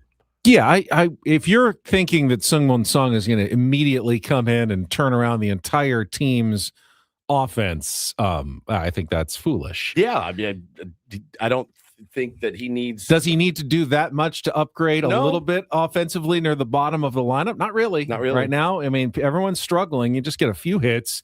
That could actually improve the team a little bit. Right now, he's hitting .293 at AAA with a .364 on base percentage, .718 OPS. Just one home run, 15 runs batted in. It is Pacific Coast League, but those aren't awful numbers. No. We'll see how he does against big league pitching, which is going to be much tougher, obviously. But it's not like, he's hitting 100 at AAA. Now you're bringing him up. He's close to hitting 300 at AAA. One of the better hitters on the team. Actually, the best hitter on the team right now is Samad Taylor. Yes, who is the left fielder for El Paso. He's hitting 330, 6 homers, 990 OPS. I don't believe he's on the 40-man. It would require more roster machinations. But he has been very hot for the Chihuahuas so far this season. All right. Well, I mean, we'll see. I think a shake-up, like Jesse said, is probably necessary. They were shaking it up so much at the beginning of the year, and they stopped shaking. I mean, remember, this is AAA. Mason McCoy has a 914 OPS. We know what Mason McCoy does offensively at the big league level. Not that much. So Jace Bowen has a 916 OPS. Jose Miranda is right around 800. Seung-Moon Song's below all those guys right now. So in that sense, yes, he's not the greatest offensive option in the world, but they've invested some money in him, and at some point you're going to have to give him an opportunity at the big league level. For sure. I mean, there's desperate times. It's been desperate. It's been desperate for at least 2 seasons. Desperate. Bottom 3 team in baseball in offense. That's flashes of fun and brilliance and greatness, but overall, bottom 3 team in all offensive categories for years now. Years. This isn't a 2026 problem. I know it doesn't feel like it, but in the last 2 days, they have gotten home runs from 4 of their key players. Yeah. Manny and Duhar, Jackson, and Laureano have all homered in the last 2 days. Yep. So it's not completely gone. They just need more consistency up and down the lineup. No doubt. Or you're not going to put together, not asking for 10, we're asking for 5. My dude's threw 7 last night. Straight up from AAA. He's threw 7 with 80 pitches. Can't happen. And again, Jesse said, the guy was good. I saw Jackson Merrill in AC's newsletter said, the guy had good last night. Right? Okay, different from his perspective than ours, certainly. Jackson hit him well. The other guys missed a ton. They missed a ton. And then one of the pitch profiler guys put it out like, good results-based outing for him, but he was not sharp. The fastball was, as Jesse said, started to lose some of that sink. The slider was hanging, and you missed it. That's what I talk about. That's what I mean when I say killer instinct. Like, this is a wounded animal. He's a wounded animal. How do we take him out, at this point? Speaking of Padres minor leagues, Lucas Giolito expected to start tonight for Double-A San Antonio, moving up a level. He's probably got 2, maybe 3 more rehab starts tops before they need to activate him as well. So we should have a report for you tomorrow morning on how Lucas Giolito fared in his. I like how you say that. Giolito. It's very peppy. Giolito. Some people would say Giolito. And you say Giolito. I like that. It's peppy. Pop the tea a little. Yeah. Giolito. Just pop that tea. All right. Paulie, pop some headlines for us. And get things started here with our today's edition of the Reindl Report. Now tuned into the greatest. Welcome to the Reindl Report with Paul Reindl. Hi, Paul. All right. 2 stories from the world of sports that we haven't gotten to yet. We'll start off in Major League Baseball. And 1 story that you didn't know you needed. Are you laughing, biatch? It's the Reindl Report Hey, Paul, how you doing? Okay, how are you? on 97.3 The Fan. Are you ready to bless the mood? I need some help, please. That was good. Can I get a yeah? Oh, yeah. All right. All right. All right. All right. All right. Happy, was it Tuesday? Tuesday. Happy Tuesday, gentlemen. We will get started. I'll pay off the tease because I only got 1 sports story today. San Diego State added a new transfer player to the roster, and we talked about it just very briefly earlier. David Torresani from Italy. There he is. Yes. Do you have a nickname? Because I feel like he needs a nickname. It's actually pronounced David. David? It is. Is it? David. David Torresani. I don't David know. Torresani. I don't know what his nickname is or what it He needs should one. be. The torpedo or something. He's a 6'2" guard. He's 20 years old, and he, from what I was able to gather, he is a defensive stud. I was talking with some friends yesterday. It does appear that San Diego State may be trying to get back to the San Diego State way. You know, the San Diego State way was they were winning a lot of games back in the day, like 60-52. You know, Stifling. very low scoring games. And then San Diego State started to adapt and change their game, and they were scoring more, but they were winning or losing games, you know, in the 80s or even the 90s. So maybe San Diego State are going to try to get back to defense because this guy is he's a defensive nightmare. Good for any of the ball Go handlers. see him. He's 20 years old. He was playing in Serie A over Serie A. in Italy. And Serie A. no, Serie A, like Liga Serie A. And then Same as their soccer league. The top league is their Serie A A. league, their A league.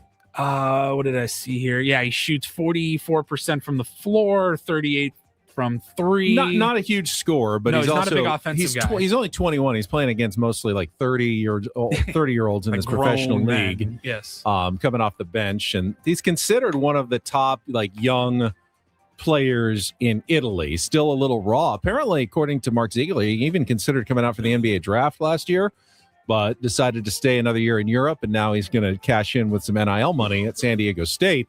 The interesting story also is how he got there. His teammates with 36-year-old Deshaun Stevens, who was an Aztec like 17 years ago playing for Coach Fisher and Same Coach team. Dusher. And he said, hey, I love my experience at San Diego State. You should give him a check if you're going to go over NIL. And one thing leads to another. And all of a sudden, David Torresani is now an Aztec next season. Played for NutriBullet Treviso from the small Italian NutriBullet. city of NutriBullet. NutriBullet, like the NutriBullet? Yeah, it's their sponsor. It's, you know, it's like Japanese baseball teams. They're named after sponsors, not cities. Treviso's the city. NutriBullet, the sponsor. Play for the NutriBullets. It's funny. All right, we'll move on here. Now, I saw this story here. It's about a new app out there. Now, I don't think I would use this app because I don't really like weddings, but I do acknowledge that. Why don't you like weddings, Molly? It's a long day. It's a very long day, even for like just even if you're just showing up. You're not even a participant. You're not a groomsman or anything. It's a long day. Your whole Saturday is shot. Maybe it involves a vacation. Maybe you got to go. You got to travel for this wedding. There's the gifts. There's a lot that goes into it. There's the batch. Are you going to a bachelor party? Is it a bachelorette party? Like, do you have to help set up? You know what I mean? Like, I've had to do all of it. I've had weddings where you show up and do nothing, and then I've had weddings where you're like, hey, can you help fold some chairs? We need. I don't really like to drink. I don't really like to dance. I mean, love If is you don't fine, like but to drink, then the free drinks Doesn't pretty do much. much for me. It's then you're just eating wedding food. Yeah, and that is like can be hit or miss. Are we going to have? Is it buffet style banquet chicken? Am I Is waiting it- 3 hours? Exactly. Is the ceremony 50 minutes Fair enough. long? I acknowledge, though, that I may be in the minority, and a lot of people do enjoy going to weddings. It's a beautiful celebration of love. It's a fun day, Totally. et cetera, et cetera. But there is this app called Not a Wedding Crasher that has just come out. It came out last month. And what it basically does is allows, if you are having a wedding, it is allowing you to register your wedding through this app. And if you have any open seats at your wedding, maybe you had 200 seats that you paid for and 20 people said, hey, sorry, we can't make it, or we were going to go, and then something came up and you have all these empty seats, thought process here is you've already paid all that money for the wedding.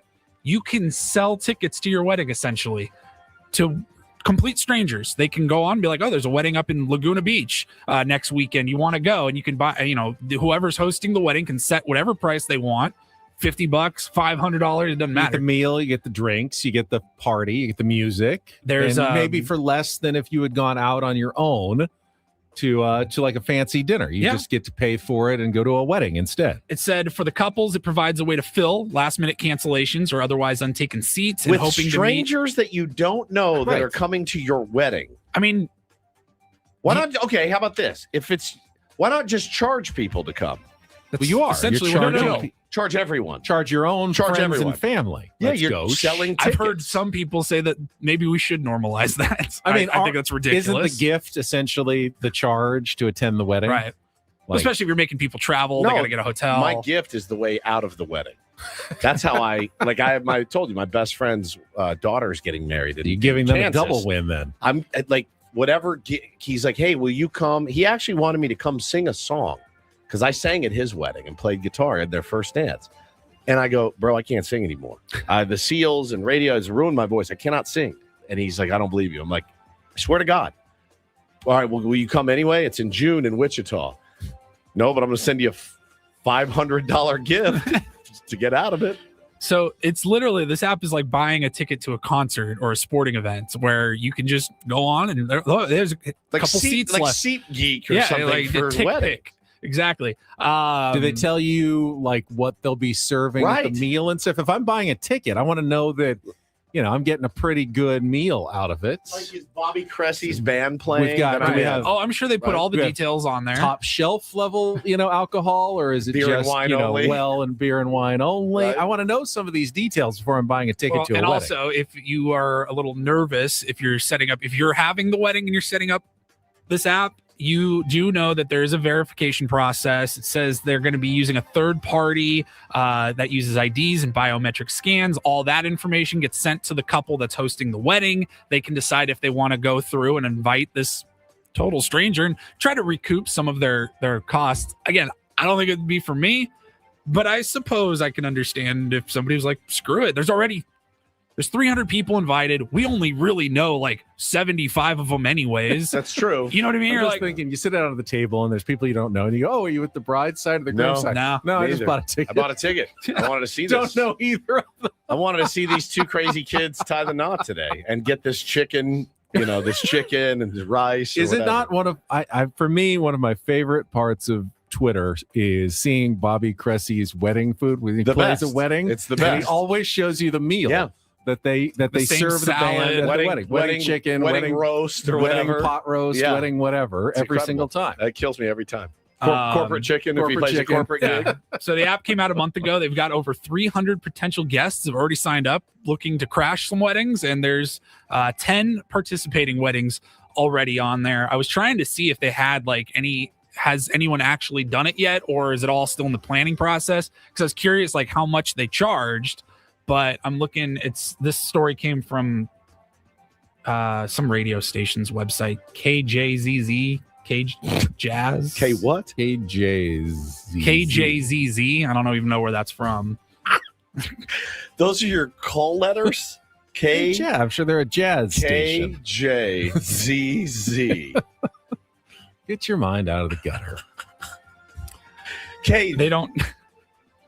Home of the Utah Jazz basketball team. You can't even say it. It sounds like, but Jazz made me laugh. I didn't really actually click on the website. I just wanted to say that this came from KJZZ. KJ. Boy, I mean, ours is KWFN. Yeah. Makes sense. Makes sense. The Fan, KWFN, K. Any tower in California starts with a K. Correct. West of the Mississippi is K. East of the Mississippi is W. South of the border is X. North of the border is C. Very good. There you go. There are a couple of exceptions of really old school stations that are W's, I think, West, but that's neither here nor there. Sorry. K-Jazz. Yes, K-Jazz. And then finally, I will wrap it up here. Got a story of a disgruntled former employee who is now Going to be doing some jail time. And we go to Grapevine, Texas. My hometown. Where did you go to high school? Grapevine High School. Really? Me, Post Malone, Chip Gaines. And this guy. Let's see, where is his name? Deshaun Jones. Did not know him. Deshaun Jones is a guy that used to work for a local Chick-fil-A in Grapevine, Texas. Okay. He was fired. Doesn't say why he was fired, but he was very disgruntled. And it says here that after he was fired, he came back to his restaurant location in his street clothes, by the way. He's wearing like a vest, a baseball hat backwards, and jeans. He just walks right behind the counter as if, hey, good to see you guys. How you been? I know it's been a couple of weeks. Walks right behind the counter and walks up to a register. Nobody stops him. I got security footage right here. He just walks right up. Yeah. You can even see, I think somebody's sitting at a booth there in the background. He decided to get back at the man that fired him from his job. And so his method was he went behind the register, went up to the point of service machine. Yep. And he decided to ring up 800 orders of macaroni and cheese trays and then issue refunds back to his personal card. That ended up being a total of about $80,000 worth of mac and cheese refunds from one single Chick-fil-A restaurant. Can't believe he didn't get away with this. Right. I know. Right there on camera with no disguise. Also, I'm sure there was a transaction record of exactly where the money went to. $80,000. $80,000. It actually took police a few days to find him. He just walked right out the door. They were not able to find him for a few days. He was then taken into custody, facing charges of property theft, money laundering, and evading arrest. What did he spend the money on? Did he have time to spend it? No, I don't think so. Right? I mean, even if you were to get away, like you got to You put it know back to your money's credit card. Yeah, the credit card company is just not going to immediately issue you $80,000 in cash. It wasn't a wire transfer. It's even like if you're not stealing money and you're getting reimbursed or something, you return something like, all right, it's gonna be 3 to 5 business days. Yeah. Check your statement. It'll, you'll see a charge drop off there by the end of the week. Do you guys do the Venmo, pay the 99 cents to get it ASAP, or do No. you hit the I'll wait till Wednesday? Depends. Yeah, it depends. Depends on how we're doing. Depends. Yeah. If it's a big Venmo or something, you're like, I could use that. Somebody just said Grapevine High School just got disqualified from state baseball championship for recruitment violations. I assumed every school in Texas is recruiting all the time and violating all the time. I mean, I didn't think there were any rules, honestly, in Texas. Yeah, I gotta dig in that. Public school. Yeah, public school. I mean, you're not. That would be you can't. Public school can't. You have a district or that you're zoned for or whatever. You can't just drive kids in an hour outside. That never public happens. School. No, that's why they have all the time. They private did it schools and charter schools. They did it with football players when I was there. Yeah, guys. It's Texas. Yeah, it's Texas. I'm saying it was probably illegal though. Crazy, man. Like we had a rival high school You down get the an street from me. address in the district. It happens. See, I grew up in the suburbs, and we had a rival high school down the street that was a Catholic private school, and they were able to have kids drive in from an hour outside just because they were really, really good at basketball or football or baseball. Yeah, I'm going to dig into more of that story. I want to find out what's going on in my alma mater. Well, that's a good Reindl Report. Thank you, Paul. Find a wedding for us to buy a ticket to. We can all go together. I mean, it did say some of the reported ticket prices ranged from $25 to $75, and reasonable. Honestly, if you like going out and getting dressed up, and maybe you got a wedding coming up in a year that you're planning for, and you're like, maybe go get some ideas. Not the worst idea. Good place to meet a date, maybe? Go solo. Yeah. We did the COVID wedding, so I didn't have the big 200, 300 people type wedding, but how many people do you really know anyways there? And it's like your mom and dad's friends and stuff, right? Family, extended family. Interesting. All right. I'll pass. Let's take a quick timeout. We'll come back. We still can look ahead. We got game 2 of the series between the Padres and the Giants all coming up. Maybe we'll spin the topic wheel as well with Ben and Woods on San Diego's #1 sports station, 97.3 The Fan.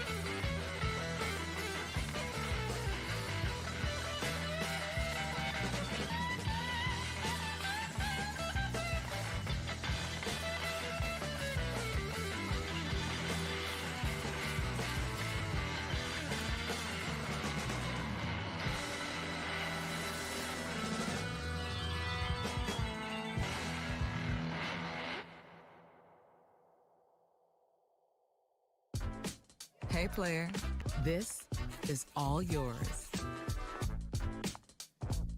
This room with this view. This speakeasy with this cocktail. Hey, could you make that too? The spa with this. Ah. And this pool on this roof. This is all for you. The all-new Hamul Casino Resort, now open.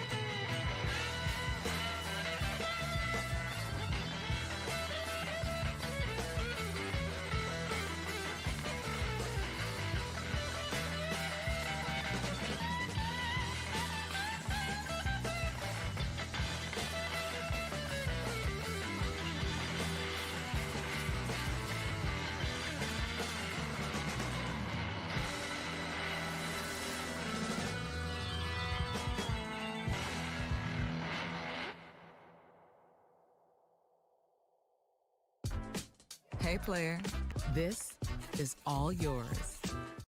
Here on the Padres at Petco Park, America's #1 ballpark. This Thursday, May 7th, 7:10 p.m., the Padres host the St. Louis Cardinals. The first 40,000 fans in attendance will receive a flame-throwing Mason Miller bobblehead presented by Cox. Whether he's shutting down batters or throwing an immaculate inning, Miller always brings the heat with his fastballs. Don't wait to secure your tickets. Visit Padres.com/tickets. Find the Mason Miller of hitting. Ooh. What would that look like? Well, Barry Bonds. Barry Bonds. Yeah. Right. He was pretty much that much better than everybody else on the planet when he did it. Speaking of Thursday, I mentioned earlier that Denver has a major snowstorm incoming. Colorado Rockies just announced they have postponed today's game, and tomorrow's game will be moved back from a day game to a night game to try to allow the storm to pass, and then they will make up today's game on Thursday. I guess it was an off day for both the Mets and the Rockies. So just hoping to still get the series in just after both of the games that's scheduled to be played. So Wednesday night, Thursday day game. They're probably not mad about it. They could use a little breather. Probably. And reset. Both teams, actually. Both teams. Well, the Mets have won 2 in a row, I think, for them, which is good. And I would kill to win 2 in a row. Now they're just snowed in their hotel. Do you remember when we would win 2 in a row? Yeah. That was cool. That was. I like that. I will remind everyone. Oh, no. Padres are 6 games above Get 500. it, Paulie. Get it? If they lose today, they'll be 5. Yeah. And if they lose the next day, they'll be 4. Well, that's true. If they just keep losing, that number will go down. No doubt about it. But it will go down. But right now, but you'll be in Bandon Dunes, so who cares? You'll be having the time of your life. Paulie and I will be here to pick up the shrapnel. If worse comes to worse, when I get back from Bandon, they could be below 500. They could. Right, like 1 game below 500. Craig Stammen and I just butting heads on They Friday lose without every you. single game. Are you going to record some questions to play for him? Or No, what? I've got you. I trust you implicitly. All right. You're You going to will be able to handle it. You will have all without me. the liners cut, though, right? Those are all already done. I think most of them are the they're same. So still if good. Paulie, They're the same? Paulie Okay. still has them. They should be good. You still have them. Ben and Woods brought to you by David P. Shapiro, criminal defense attorneys, helping good people regain control of their future when charged with a crime since 2010. Visit davidpshapirolaw.com. Somebody said, do the topic wheel with Craig. You spin it and be like, oh, here's one. Why can't you guys hit?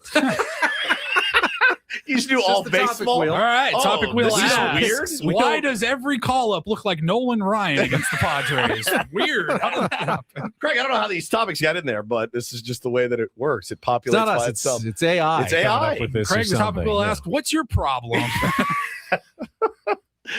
Oh, I love it. I was not unhappy with how Craig Stammen handled it. He said he gave Trevor McDonald his credit, but also said we need to also take gotta fight better him, yeah. at bats. We got to fight better. We got to do more offensively at the plate than we did in that game, which is I think is a good balance. If you're the manager, you don't want to insult the other guy going, yeah, he was terrible. We were just worse. You're never going to hear a manager say that. Yeah. But, he kind of balanced it. Yeah, give the guys credit, but also we need to be better Hudman at home plate. in the chat says 2023 was the last WBC. We said all season long the offense will turn it around. They never did. Is the 2026 WBC season just a coincidence? Listen, there are guys that played in the WBC that are murdering the baseball. Aaron Judge is one of them. I mean, he played in the WBC. Bryce Harper has hit homer. He's homering again. He's back to kind of where he needs to be. I'm not going to blame the World Baseball Classic for the Padres' offensive woes because they had them last year when there was no WBC. It's just offensively not a good team. And they got to find a way to figure it out. I don't have the answers. If I did, I wouldn't be here. I'd be down there. Right now, I would currently be in San Francisco. If I had the answers to what ails the Padres offense. But no, all these are excuses. Souza is an excuse. All of it's Berdar and V Mart and everybody else couldn't wait to get rid of Victor Martinez. And the Astros are hitting. They're just not pitching. They have some of the worst pitching in baseball, but they're hitting. So again, I think look inward. Is what I would tell the players. It's not. Somebody just asked, would the Padres be playing better with Baumel or with Schilt? They did this with Schilt and Baumel. This is. I mean, yeah. At some point, you got to look at what are the constants here? Sorry, not V Mart. V Rod, not V Mart. Victor Martinez is completely different. That's a different person. Also a good hitter. Yeah, V Rod. V Rod. Yeah, I think when you look at an offense as a whole, you expect most guys to perform around their averages. Some guys are going to underperform, and maybe a couple of guys are going to overperform. Right now, Padres have way too many underperformers and not enough overperformers. I mean, the only overperformers can't be Luis Campusano, Ty France. And by the way, those are the two leaders on the Padres in WAR right now at 0.7 and 0.6. Miguel Andujar has been pretty decent. Yep. I mean, and for what they've asked from him, he is delivered, just 0.2 WAR, but that's because he very rarely plays the field, so he gets no credit defensively. Xander's been, I would take Xander at 745 OPS and got a half WAR so far, so that would be like a 3 WAR season for Xander. I'm okay with that. Everybody else, underperforming. Even Ramon Laureano, who got off to his hot start, Manny Machado, Gavin Sheets, Jackson Merrill, obviously Fernando Tatis Jr., Freddie Fermin, Nick Castellanos, Jake Cronenworth. You have way more underperformers than overperformers. You really just want guys to get back to right around their career norms, and this should be an okay offense. Not a world beater offense, but you can't have this many guys underperform at the same time and expect to be doing anything collectively at the plate. Yeah. It's pretty confounding. Just kind of, again, the hope and crossing your fingers that they'll get it figured out it's tough. And I don't know that fans like hearing that. But I think the thing that confuses me so much during this stretch is you can't go anywhere online, name the website or the app or the publication without, like, how many screenshots have you seen of, like, Fernando Tatis Jr. in particular, dude. from you name it? Look at this swing and this Look at year. this, look at that. Yeah. And I go, if it was that easy and that simple, like, how do we all see that and say that? And then you're like, what are you guys doing? Yeah, you know what I mean? Like, they're not just like going, we have no idea. They're analyzing all these things far more than we are. And I know he's grinding on it. But if it's like, we're talking like launch angle specifically, it's like, are they, because we haven't seen any change in results really. I'm like, are they just like, no, that's not the problem. No, stay the plan. We've seen a noticeable change in Fernando over the last couple of weeks for the worse. He's made some changes and they have made him worse what he has done. He's not working. He is putting in the work. He is making changes and he is getting actively worse at the plate when he is doing it. He would have been better off doing nothing and just taking the results he was getting. But that was always the danger. When you are hitting the ball hard, squaring it up, but not lifting it and getting home runs, you can make changes, but they're not guaranteed to be positive changes. Well, even if he's made all the negative right changes, though, even the right changes that you're supposed to do, it takes a lot of time before that becomes natural. I mean, Ben, when was the last time you like did a significant tweak to your golf swing? Never. Like you felt like you had never swung My a swing club doesn't change before. at all. And I know it's not perfect, but at this point, I feel like it would be so hard to undo all my feels, that it would be take me months to get into a new swing. If not years. And I can't do that, on like the start of a golf trip. It's hard to do that during a baseball season. He needs to find a tiny tweak that just gets him locked in. Sometimes though, you're not playing well and just one little mental key kind of gets you locked back in. Like I was struggling and then I thought I just need to turn a little bit more. Yeah, it's turn. It's the same swing. It's just one swing thought that gets you locked back in. And I think for baseball players, that tends to be more of what happens during the season. Honestly, it's you need to simplify, if you're him and get back to, it's hard to look in the mirror and go, no, you're really good at this. Like he's a really good baseball player. There's no denying that. I do attribute a lot of this to mental for this team. And again, they'll come around. I am confident that Manny Machado will start hitting better and that Fernando Tatis Jr. will start hitting better. I am, because history has proven me correct. So I don't think we're at the fall off a cliff period yet. I don't. So I think we're good.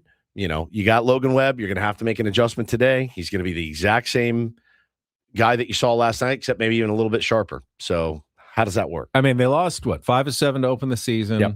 They've lost 5 of their last 7 now. It's going to happen probably at least 2 more times this year. That's baseball season. Yep. Got to minimize them though. Now you're in the point where you don't want it to go on much longer. Yep. Or you're starting to do damage. If you turn around and run off, win 5 out of your next 6 games, we will not even think about this stretch at all. If they lose another 4 out of 6, then all of a sudden you've undone all your good work. Boy, it's hard to envision 5 out of 6 though when you're in the middle of it like this. No doubt. No doubt. But when they were 2-5, it was really hard to envision them winning 17 of their next 21 games. Yeah. Very true. And then they did. All right, we will take our final timeout. We'll come back, pitching matchup for tonight and some topic wheel to wrap things up before Braden and Frank right here on San Diego's #1 sports station, 97.3 The Fan.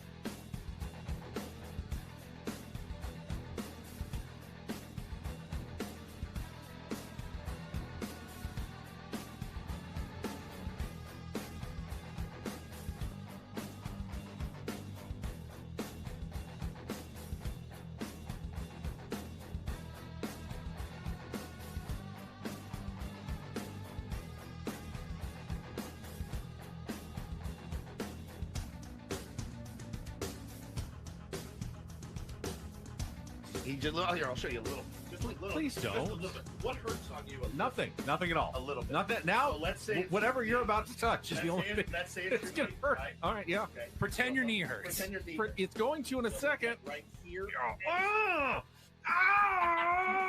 That is not pleasant. Hey, player, this is all yours. This room with this view. This speakeasy with this cocktail. Hey, could you make that too? The spa with this. And this pool on this roof. This is all for you. The all-new Hamul Casino Resort, now open.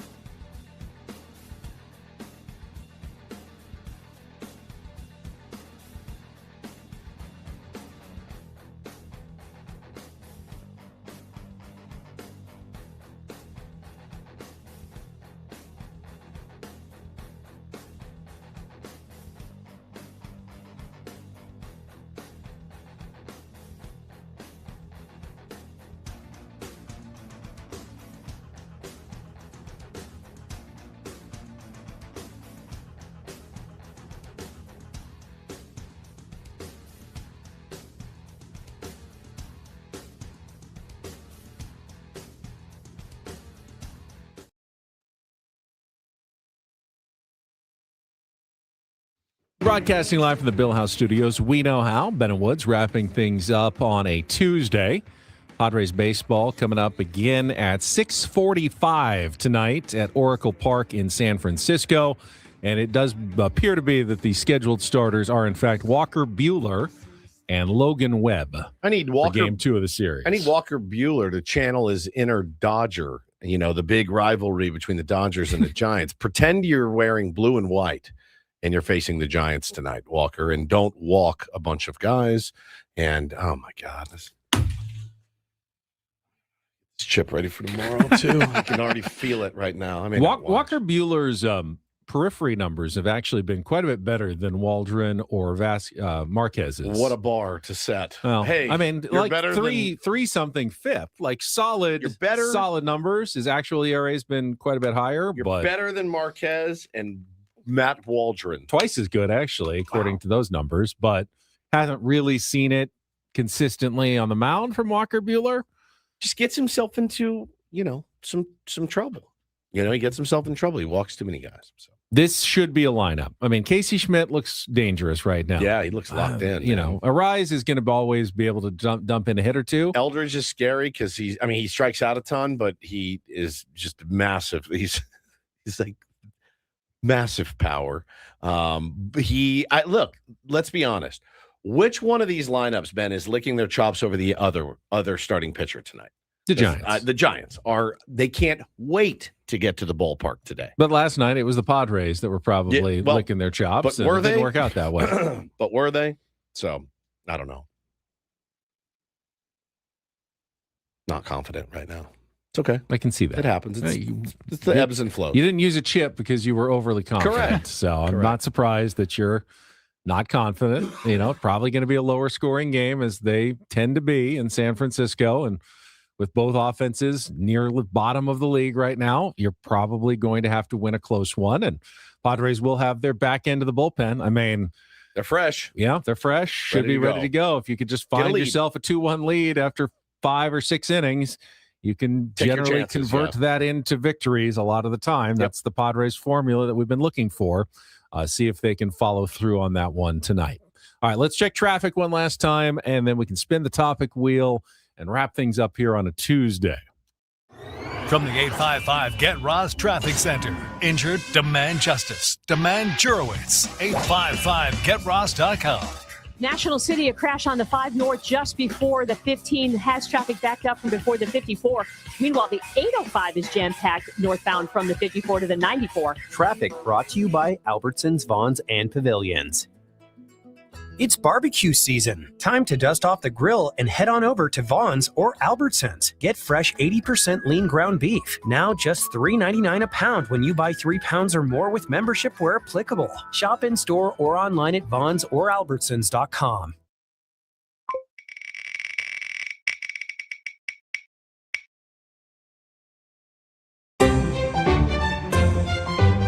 Dang it. I'm sorry. I think we just did this one. It didn't get deleted.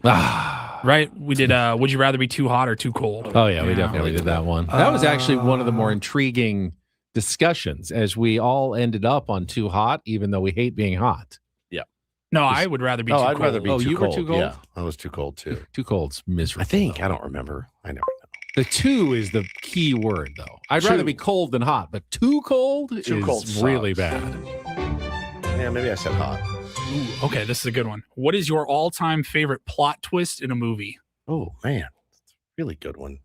Oh, The Fugitive. When I find out it was his buddy that was involved in it. Spoiler. It's like 40 years old. When I found out, what's the guy's name? The handsome Dr. He was with Provasic, and he was Devlin McGregor. He was changing the. I was blown away. It wasn't Lentz. It was Dr. Charles Nichols. I couldn't believe it. I couldn't believe. Seemed like a nice guy. They didn't make him creepy at all. They made him totally like. He's like, gave money to Richard. He's like wanted to help him out. Like, is he smarter than you? He's like, yeah, he's the smartest that there's ever. I was like, there's no way this guy's a heel. You were totally on his side, dude. And then he was the bad guy. That shocked me. It shocked me. You know, people will say Sixth Sense. That was pretty nuts. It almost bothers me that I didn't see it coming, but I didn't see it coming. I didn't either, man. I did not either. When they go back and they show you how you missed it the whole way through, Makes and I go, you feel like an idiot. How did I miss that? Because I'm usually so good at catching those, and they made it pretty obvious. And how did I miss that one? Wasn't there red involved? I mean, he had the blood. I mean, but I mean, it was the scene when he arrives late for dinner, and the wife, and she doesn't say anything to him, and she just grabs the bill and walks away, and he thinks he's there with her, and she's just mad. She's mad, and you don't ever realize it when they're when Cole and his mom are in the room, and he sits down in the chair, and she walks out because it looks like she was waiting for him to arrive, but she never was. I need to go back and watch it. I couldn't believe that I did not catch that. Dominic says the poster reveal in Shawshank it's elite. Now I read the book before I saw the movie, so I knew it was coming. But that is an elite part. I would go. Oh, Miss Fussy Bridges! Yes. And he throws the rocks. It's elite. I'd probably go more modern, lighthearted movie. Crazy Stupid Love. When all the storylines come together, and you're like, what? And you're just like, the whole time. You've never seen it, right? I don't think so. Ryan Gosling, Steve Carell. Never saw it. I don't think so. No, really good. I won't ruin it too much. Right. And then Interstellar also got me like realizing that was good how the beginning of the movie fit in at the end. Like it was just like, oh my God, that was just mind blowing. If you like that, have you seen Arrival? Unoso 95 points that one out as well. That one plays with your mind a little bit. Yes. No, I have not. About the aliens who arrive and she has to figure out their language to communicate with them. No. Yeah, it's a pretty good one. Good one. I like for that. Twists at the end. Charles Nichols, man, got me. Dr. Did not Charles see that coming, Nichols. right? You did not see that coming. Not even close. Couldn't believe it. And Harrison Ford plays it so well when he realizes it. Like, he's not mad. He's like, oh, it was my best friend. It was my best buddy. And I didn't realize my wife killed like the whole bit. And and he plays it so subtly. Like, Going to see Switch to samples. I'm going to see a friend. I told you this just before. My wife hates that movie, and I don't understand it. I'm like, you can't hate that movie. The only scene I don't like is when he jumps off the dam. Oh yeah, I feel like he's dead. No one's survived. Nobody's survived this. Not some soft doctor either. Everything right? else is like he's clever. He does what he needs to do. With that one, he just jumped off. That was just like 500 feet in the air and swan dives into the dam. What's waiting? A Peter Pan, right? He's Peter Pan, right? It's like Peter Pan. It's good. I like it. One more, Paulie.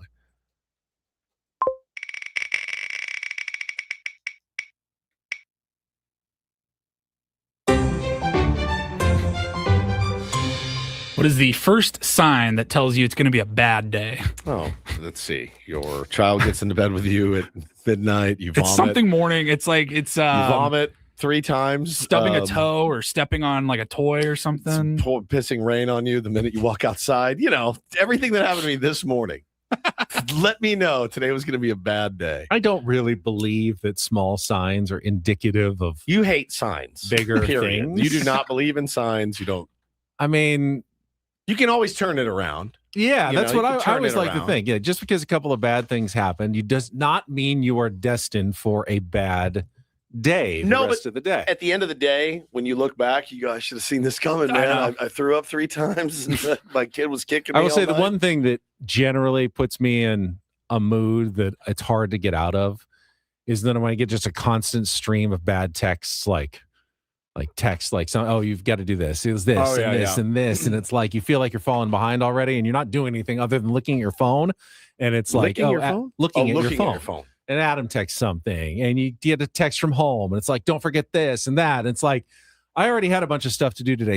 Leave me alone. Stop just throwing more things at me while I'm just sitting here doing nothing. And the phone just keeps buzzing at me. Dominic, East Coast Padres fans, waking up, watching 13 in a row retired to start the day sucks. 100%, man. You East Coasters, I don't know how you do it. I would find a new team. I think if I was on the East Coast, you know what?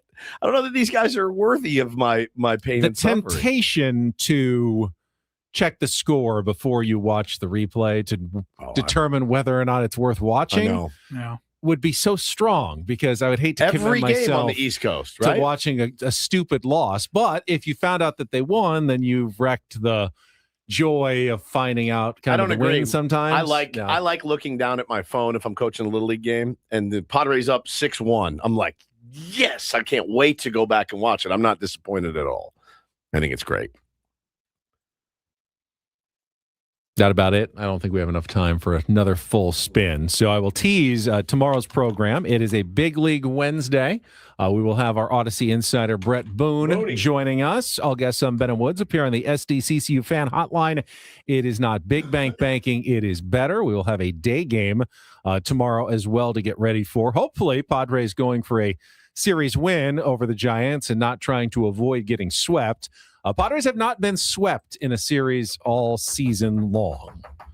I know there's still 2 games left, but you certainly feel a little nervous about this one, the way they're not hitting the baseball. Let's see, 2 runs, 4 runs, 0 runs, 2 runs, 4 runs, 3 runs in the last 6 games for the San Diego Padres. Try to be positive means they're due for an offensive outbreak. I would like that. I would too. All right, let's get out of here. That is it for us. Braden and Frank are coming up next. They'll take you until 2:00. For executive producer Paul Reindl and Stephen Woods, I'm Ben Higgins. Have a great rest of your Tuesday from all of us here at San Diego's #1 sports station, 97.3 The Fan. So long, everybody.